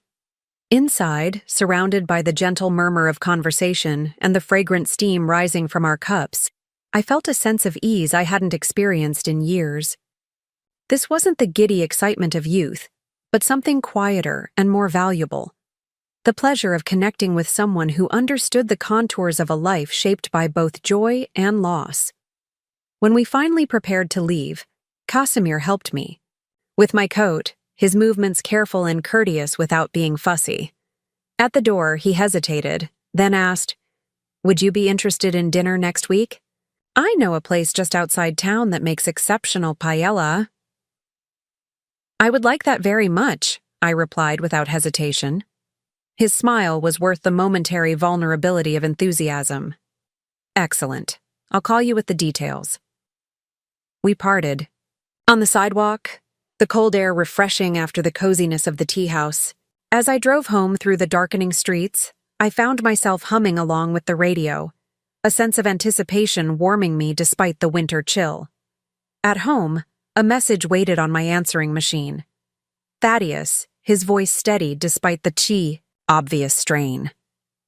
"Just wanted to let you know I'm settled in the apartment. It's tiny and the view is basically the parking lot, but it feels clean, somehow." Brielle called 17 times after she found the divorce papers. I didn't answer. The attorney says that's the right approach for now. A pause, then. "Thanks again for this morning, for listening, for helping, for not saying. I told you so, even though you would have been entitled." I smiled at that last bit. Perhaps my son knew me better than I'd given him credit for. I did have a tendency toward "I told you so" moments, a trait Curtis had gently teased me about throughout our marriage. The next few days passed in a flurry of activity. Thaddeus called daily with updates on the divorce proceedings, which were moving quickly given the evidence of Brielle's infidelity and financial deception. She had hired an aggressive attorney who made outlandish demands, then quickly backpedaled when presented with the documentation of her client's activities. "They're offering a settlement," Thaddeus informed me during one call. "Basically, Brielle keeps her secret account. I keep what's left in our joint accounts, and we sell the house and split the proceeds evenly." "That doesn't seem equitable, given the down payment situation," I pointed out.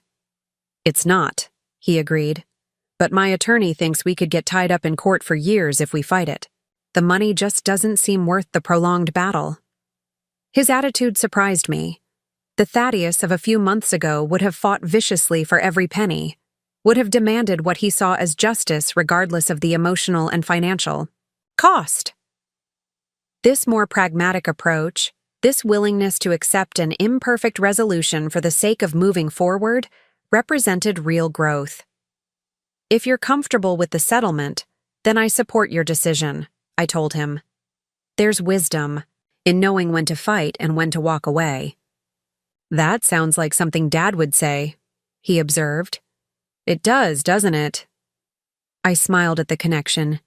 He always said that life was too short for unnecessary battles. Thaddeus was quiet for a moment. "I've been thinking a lot about Dad lately, about the kind of man he was, the kind of life he built. It wasn't flashy or Instagram-worthy, but it was solid, real." Another pause, then, "I want that kind of life, Mom. I want to build something that matters, not just something that looks good from the outside." The admission, so simple yet so profound, brought tears to my eyes. "Your father would be very proud to hear you say that," I told him, my voice thick with emotion. "And so am I." As January gave way to February, A new rhythm established itself in my life. I continued my volunteer work at the botanical gardens, finding particular satisfaction in mentoring a group of high school students interested in environmental science. My book club meetings remained a highlight, though I noticed Vivian watching, me with knowing eyes whenever Casimir's name came up in conversation. "He's quite taken with you," she informed me over coffee after one meeting. "He actually asked my advice about which flowers you might prefer." Kaz, asking for romantic advice. I nearly fell off my chair. "We're enjoying each other's company," I said neutrally, though I couldn't entirely suppress a smile. "It's not a grand passion, Vivian. We're both too old and too sensible for that sort of drama." She snorted inelegantly. "Speak for yourself. I'm saving all my grand passions for my 70s. Going out with a bang. That's my plan."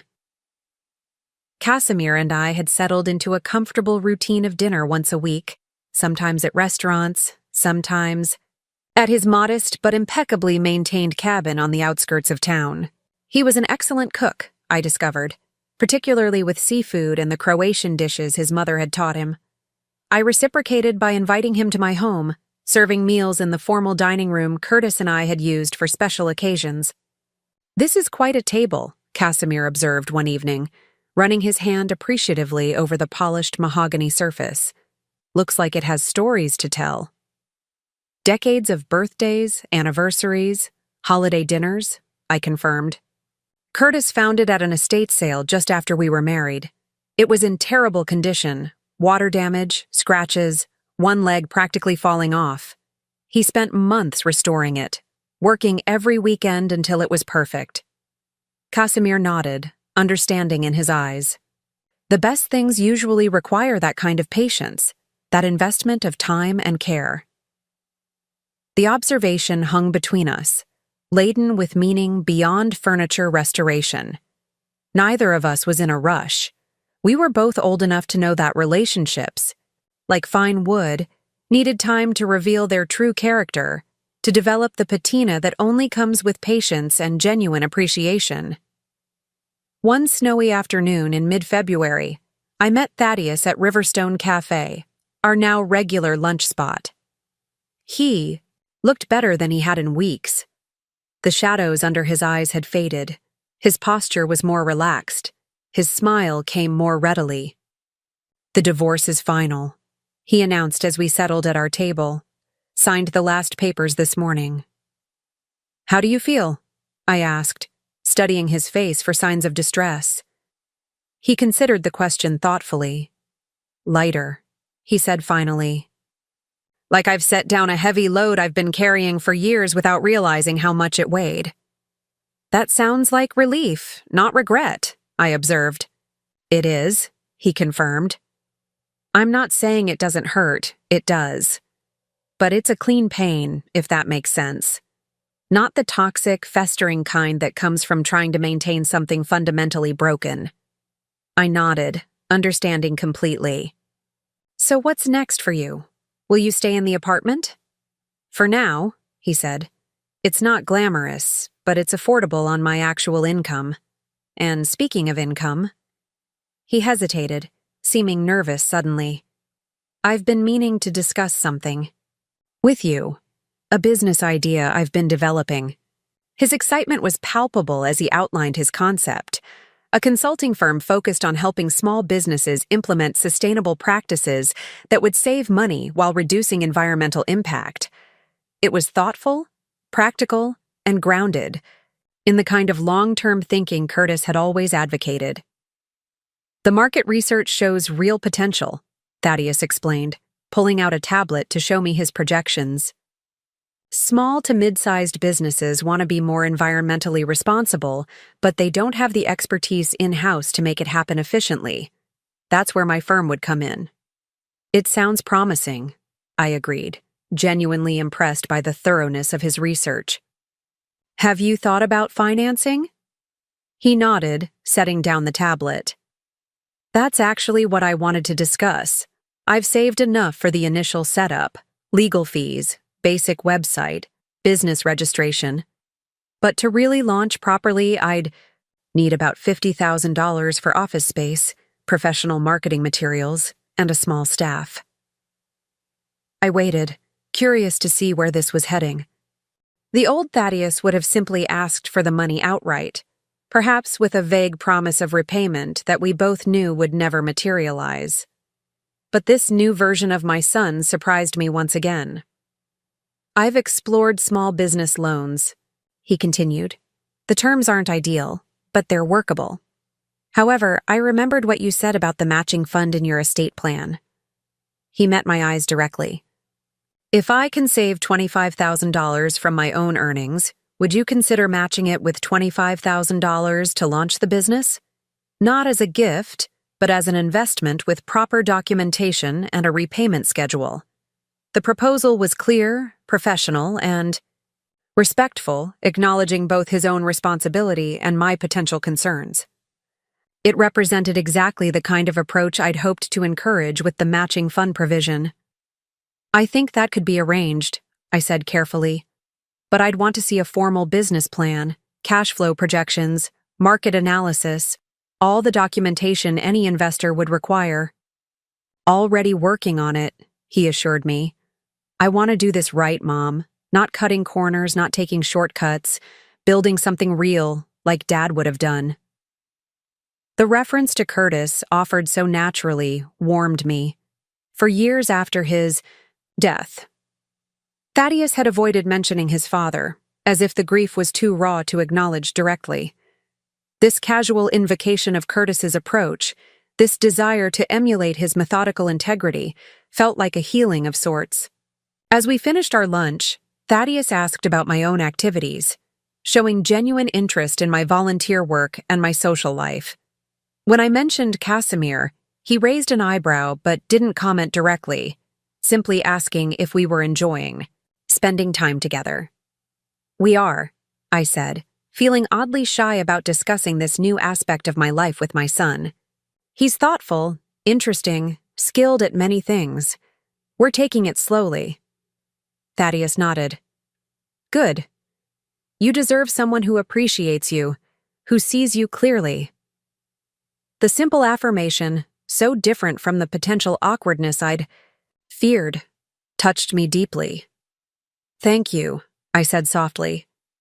"That means a great deal coming from you."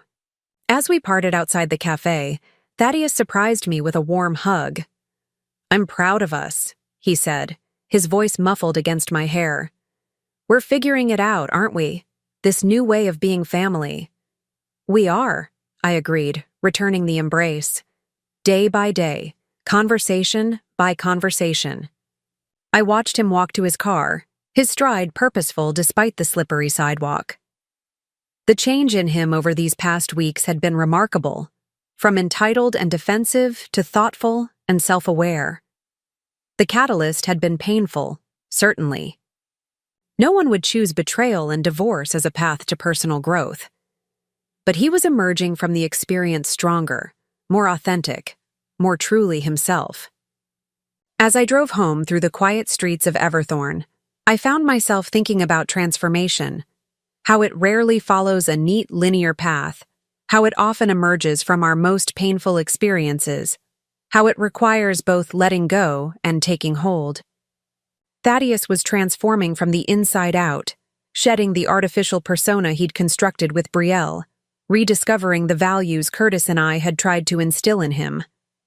I, too, was transforming, learning to be both mother and individual, supportive without being enmeshed, loving without enabling. At home, a package waited on my doorstep, a sleek black box tied with simple twine. Inside, nestled in tissue paper, was a small ceramic vessel, its surface glazed in a deep blue that shifted from indigo to cerulean, depending on how the light struck it. A card tucked alongside read simply, "For your orchid transplants. K." I held the pot in my hands, admiring its perfect proportions, the subtle artistry of its glaze.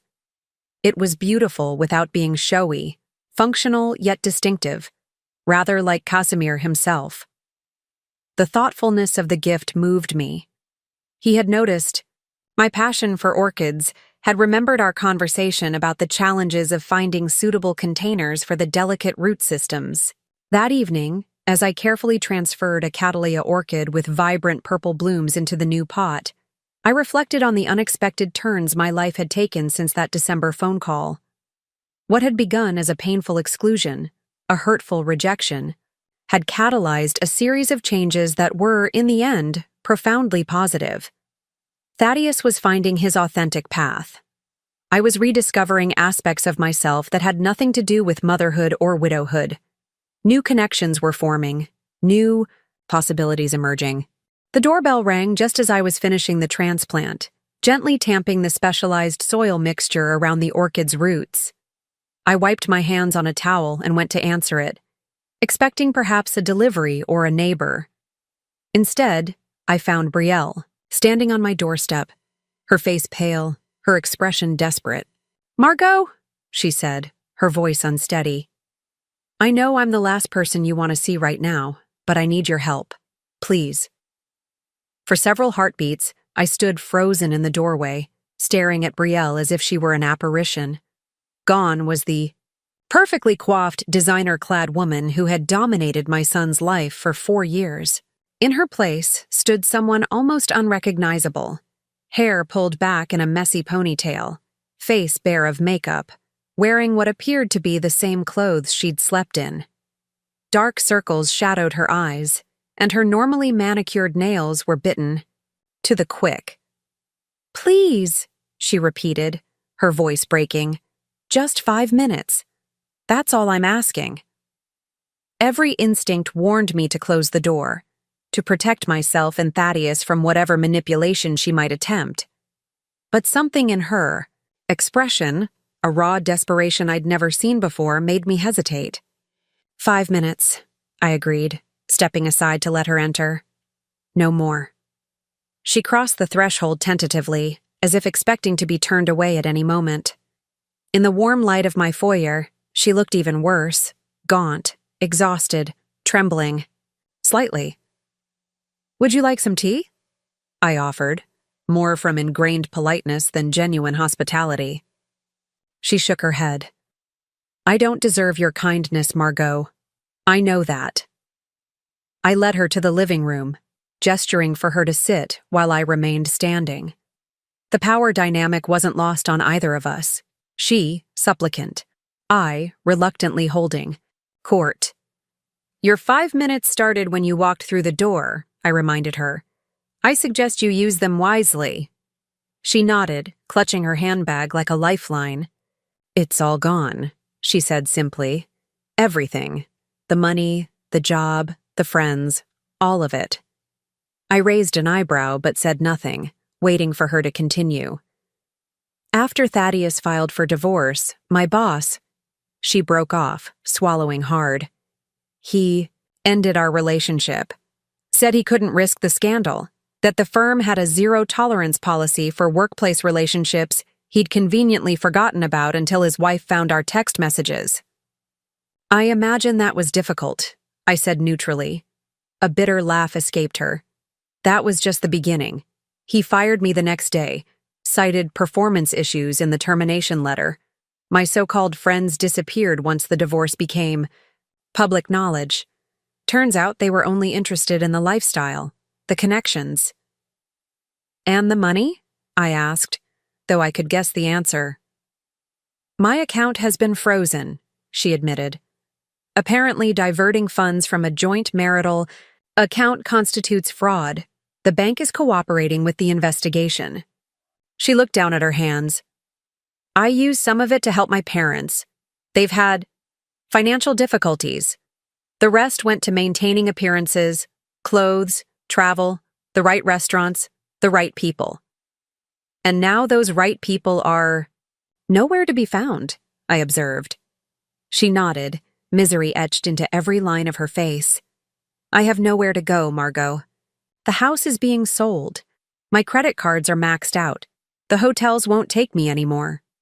She hesitated, then added in a small voice, "I slept in my car last night." The confession hung in the air between us. I studied her face, searching for signs of manipulation, the calculated vulnerability she'd displayed so often during her marriage to Thaddeus. But all I saw was genuine desperation, the stark terror of someone watching their life collapse around them. "Why come to me?" I asked finally. "After everything that's happened, why would you expect me to help you?" She met my eyes directly for the first time. "Because you're the only truly decent person I've ever known, even when I was manipulating. You lying to you, excluding you from our lives. You never stopped caring about Thaddeus. About both of us, really." Her voice wavered. "I don't expect you to forgive me. I don't even expect you to believe me. But I have nowhere else to turn." The naked honesty of her admission caught me off guard.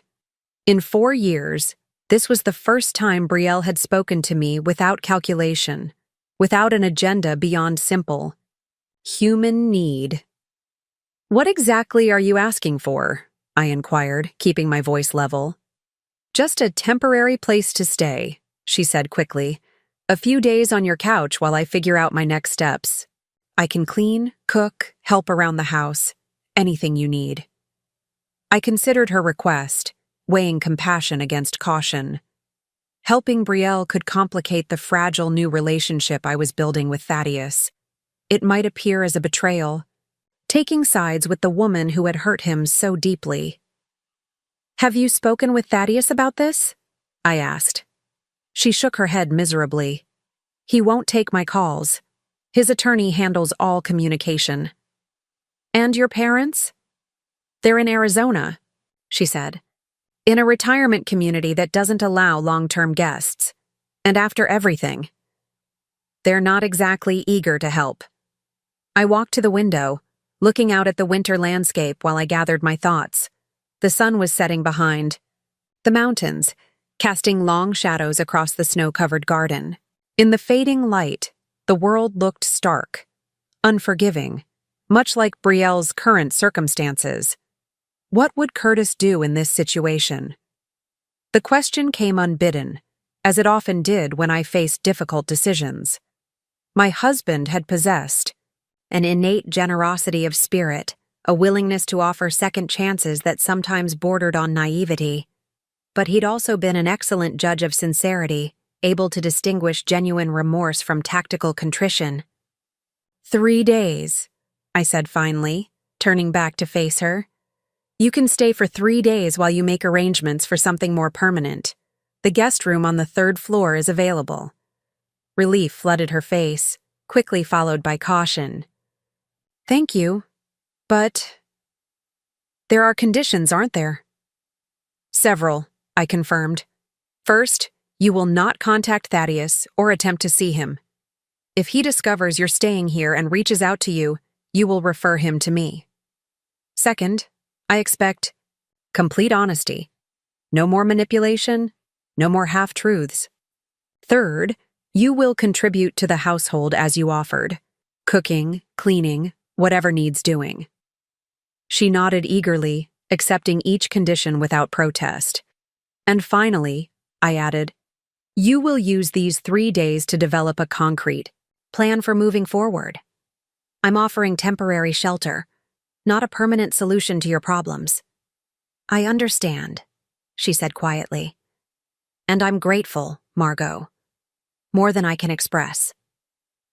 I showed her to the guest room on the 3rd floor, a space I rarely used, with sloped ceilings and dormer windows that overlooked the back garden. It was modestly furnished but comfortable, with a double bed, a small desk, and a private bathroom with a clawfoot tub. "There are clean towels in the bathroom," I told her. "The kitchen is open if you're hungry. I usually have breakfast around 7. "Thank you," she said again, standing awkwardly in the center of the room with her single small suitcase. In that moment, she looked very young and very lost, far from the polished, confident woman who had swept my son off his feet 4 years ago. I left her to settle in, returning to the main floor with a mixture of doubt and resolve swirling in my mind. Had I made a terrible mistake? Would Thaddeus see this as a betrayal, an undermining of his pain?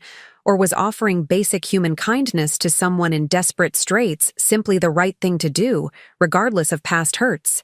The phone rang as I reached the bottom of the stairs, Thaddeus's name appearing on the caller ID. For a moment, I considered not answering. I needed time to process my decision, to formulate how I would explain Brielle's presence in my home. But avoiding difficult conversations had never served me well in the past. "Hello, Thaddeus," I answered, keeping my voice neutral. "Mom, I just got the strangest call from Mrs. Hendrickson next door," he said without preamble. "She said she saw Brielle going into your house. Please tell me she's confused." I sighed, moving to sit in Curtis's old reading chair. "She's not confused, Thaddeus. Brielle came here about half an hour ago." "What?" His voice rose in disbelief. "Mom, why would you even open the door to her after everything she's done?" "Because she had nowhere else to go," I said simply. "She's staying in the third-floor guest room for 3 days while she makes arrangements for something more permanent." Silence stretched across the line, taut with tension. When Thaddeus finally spoke, his voice was tight with controlled anger.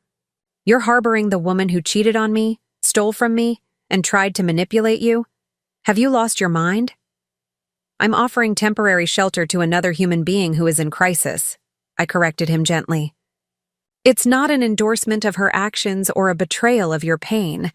It's simply an act of basic decency." "Decency," he repeated bitterly. "Was she decent when she lied about Christmas?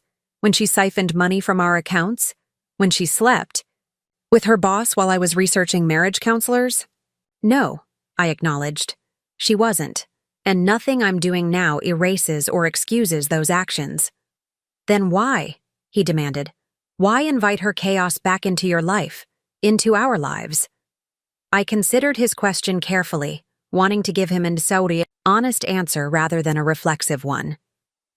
"Because I believe in second chances," I said finally. "Not unlimited chances, not unearned forgiveness, but the opportunity to do better when you've hit rock bottom. Your father believed in that too. Remember when Miller Chandler embezzled from the company? Everyone wanted your father to press charges, to make an example of him. Instead, he worked out a repayment plan and kept him employed under strict supervision." "That was different," Thaddeus protested. "Miller had a gambling addiction. He was sick, not malicious." "Perhaps," I conceded. "But your father's point was that people are more than their worst actions, that sometimes hitting bottom is the beginning of transformation, not the end of the story." Another lengthy silence followed. I could almost see Thaddeus pacing his apartment, wrestling with conflicting emotions. "3 days?" he said eventually. "You promised her 3 days?" "Yes." "And then what? She's out of your life for good?" I hesitated, unwilling to make promises I wasn't certain I could keep. "Then she moves forward with whatever plan she develops during these 3 days. My commitment is temporary shelter, nothing more." He sighed heavily. "I don't like this, Mom. I don't like her being anywhere near you or your home." "I understand," I said softly. "And I'm sorry if this feels like a betrayal. It isn't meant to be." "I know," he admitted grudgingly. "You've always had a soft heart. Dad used to say you'd adopt every stray in the county if he let you." The memory brought a small smile to my lips. Curtis had indeed teased me about my tendency to take in waifs and strays, birds with broken wings, abandoned cats, neighborhood children who needed a safe place to land temporarily. "Just be careful, okay?" Thaddeus continued. "Brielle is really good at making you feel sorry for her while she's calculating her next move. I'll be careful," I promised. "And Thaddeus? Thank you for telling me how you feel instead of shutting me out. That means more than you know." The next morning, I woke to the unfamiliar scent of coffee already brewing and the sound of movement in the kitchen below. For a moment, I was disoriented. I lived alone, had for 5 years since Curtis's death. Then the events of the previous evening came rushing back. Brielle. Of course. I dressed quickly and made my way downstairs, unsure what to expect. The scene that greeted me in the kitchen was surreal in its domesticity. Brielle, hair damp from a shower and wearing what appeared to be an old sweatshirt of mine she must have found in the guest room closet, stood at the stove flipping pancakes. The kitchen table was already set for 2, with fresh fruit, syrup, and steaming mugs of coffee arranged neatly. "Good morning," she said, glancing up as I entered. "I hope you don't mind. I wanted to thank you for last night, and cooking is, well, it's one of the few useful skills I actually possess." I moved to pour myself coffee, observing her with curiosity. "I didn't realize you could cook." A flush crept up her neck. "There's a lot about me you don't know," she said quietly. "Some of it by my design, some of it simply because I've spent so long playing a role I barely recognize myself anymore." The admission was surprisingly candid. I settled at the table, watching as she transferred a stack of golden pancakes to a serving plate. "For what it's worth," she continued, bringing the pancakes to the table, "I never actually disliked you, Margot. I was intimidated by you, by your confidence, your independence, the way Thaddeus respected your opinion even when he disagreed. With you.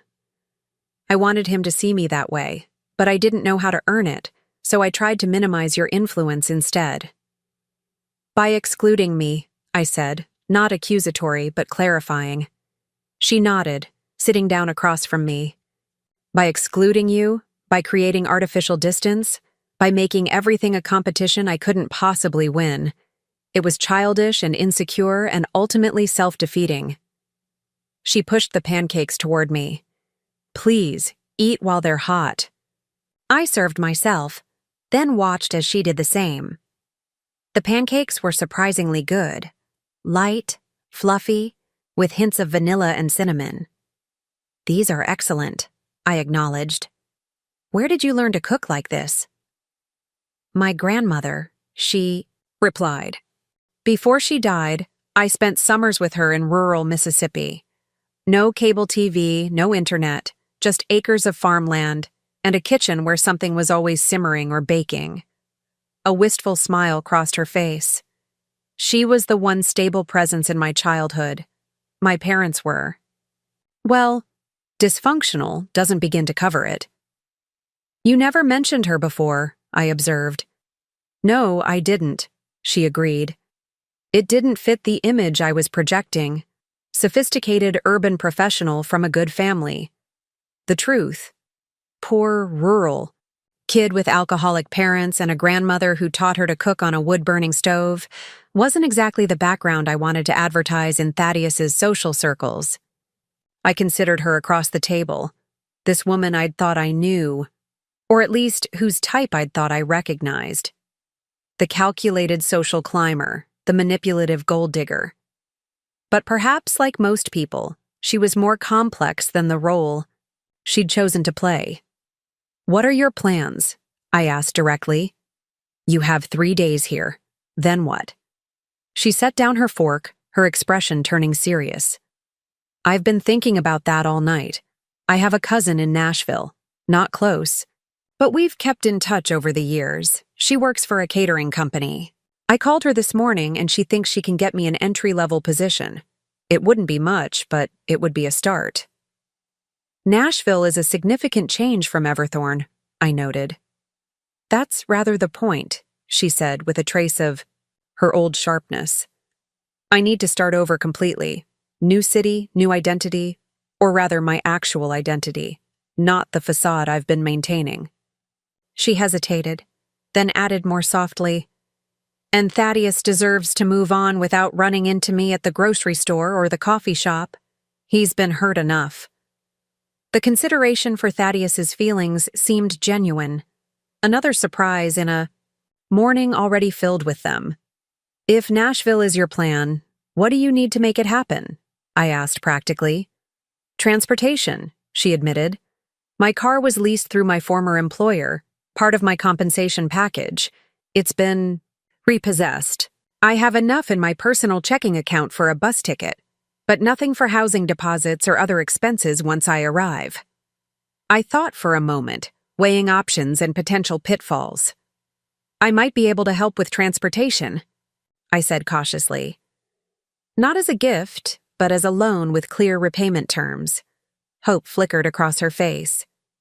You'd do that? After everything? I'm considering it, I clarified. Depending on the details of your plan and your commitment to honoring the agreement. She nodded eagerly. Of course. Whatever terms you said, I'll accept them.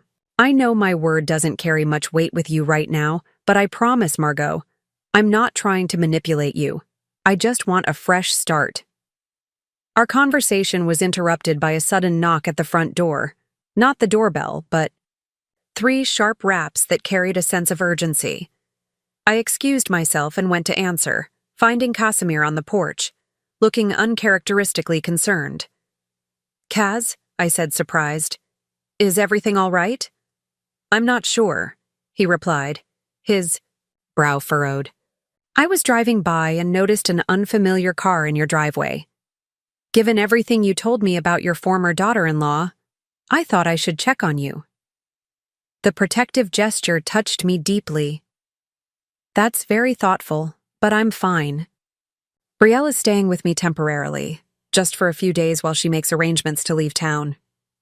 His expression cleared somewhat, though concern still lingered in his eyes. I see. Is there anything I can do to help? The offer was sincere, free of judgment or presumption, not questioning my decision to help Brielle, simply asking how he might support me in that choice. Another piece of evidence that this man was someone truly worth knowing. Actually, I said, an idea forming, there might be. Do you have a moment to come in? I introduced Casimir to Brielle, whose surprise at meeting a man in my life was poorly concealed. We sat at the kitchen table, finishing the now cold pancakes while I explained Brielle's Nashville plan and the transportation challenge. I have a proposition, Casimir said after listening carefully. My niece Petra just moved back to Everthorne and needs a car. I've been helping her look for something reliable but affordable. If you're planning to sell your vehicle to fund a new one for Brielle, perhaps we could streamline the process. Petra buys your car at fair market value, and we find something suitable for the Nashville trip.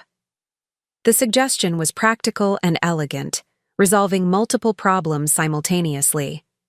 By the end of the day, with Casimir's help, we had arranged the sale of my rarely used second car to his niece, purchased a modest but reliable used vehicle for Brielle, and drawn up a formal loan agreement with clear terms for repayment.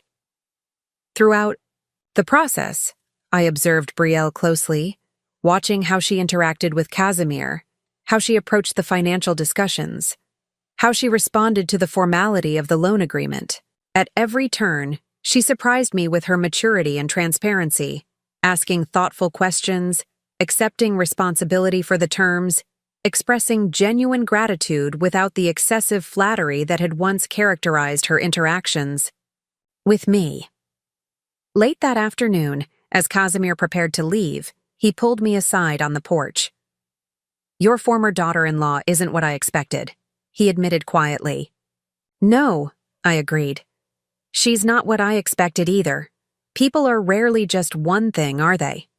Rarely all good or all bad. He smiled, the familiar crinkles appearing around his eyes. My grandmother used to say that people are like houses. You can't judge them properly until you've seen them in both storm and sunshine. Your grandmother sounds very wise, I replied, returning his smile. She was, he agreed. I think she would have liked you very much. He leaned in and, with a gentle hesitancy that made the gesture all the more meaningful, kissed my cheek. Dinner tomorrow? After your houseguest leaves? I'd like that, I said softly. The next morning dawned with a clarity that seemed fitting for new beginnings. Brielle was already awake, her few belongings packed neatly in her small suitcase. We shared a quiet breakfast, the conversation practical rather than emotional, last-minute route planning, weather forecasts for the drive, contact information exchanges. I've prepared some food for the journey, I told her, handing over a small cooler.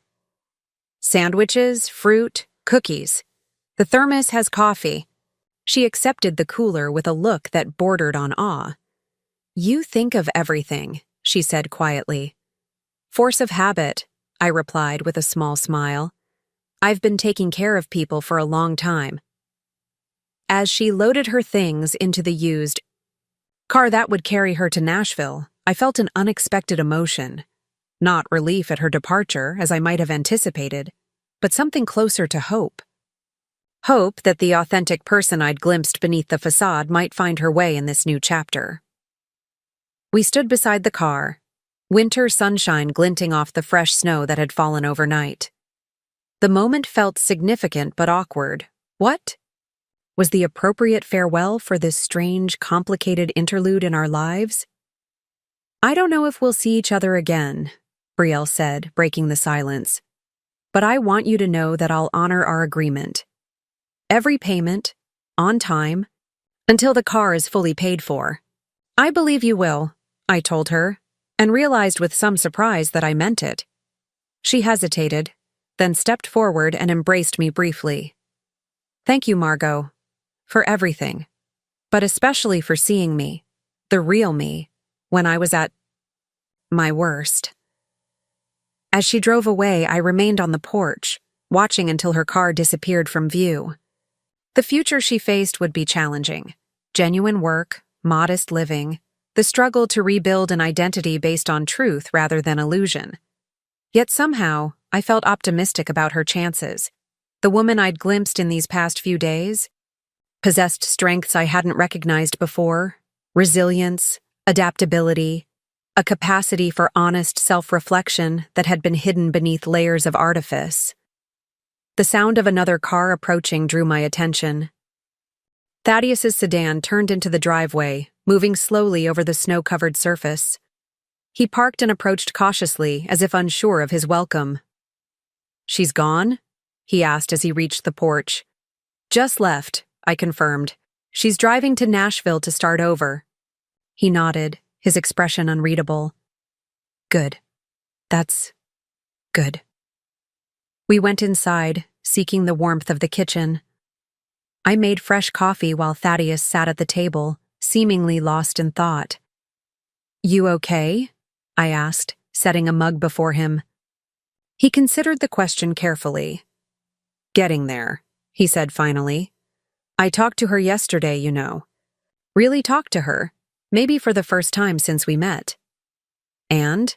I prompted gently.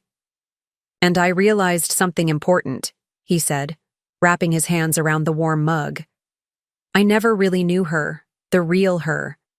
I fell in love with a projection, a carefully constructed image. And she never really knew me either, because I was too busy trying to be the person I thought she wanted." The insight surprised me with its depth. "That's a painful realization."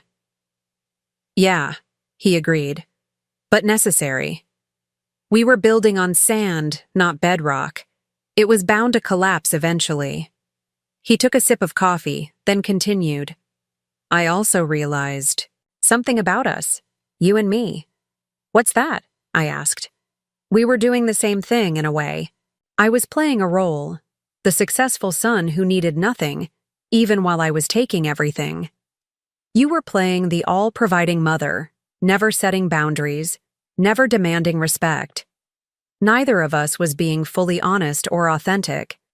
His perception startled me, not because it was wrong, but because it was so acutely right. "When did you get so insightful?" I asked, only half joking. A small smile crossed his face.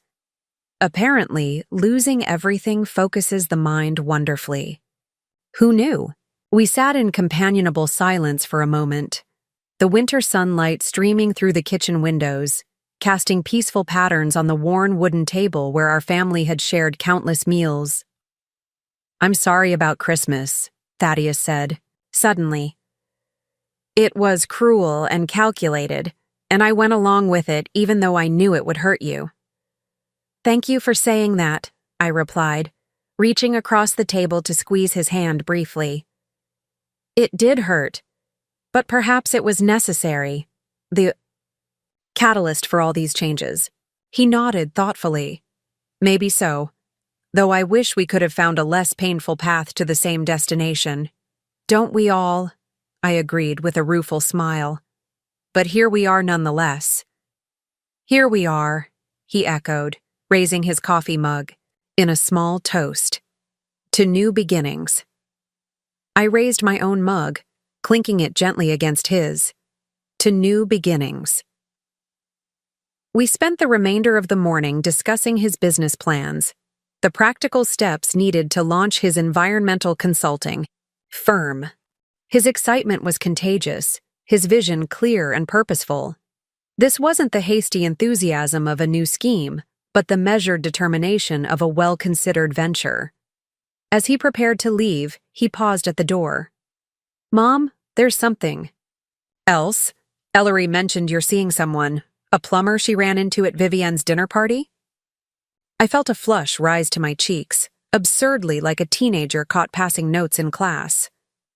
"His name is Casimir, Kaz, and yes, we've been spending some time together.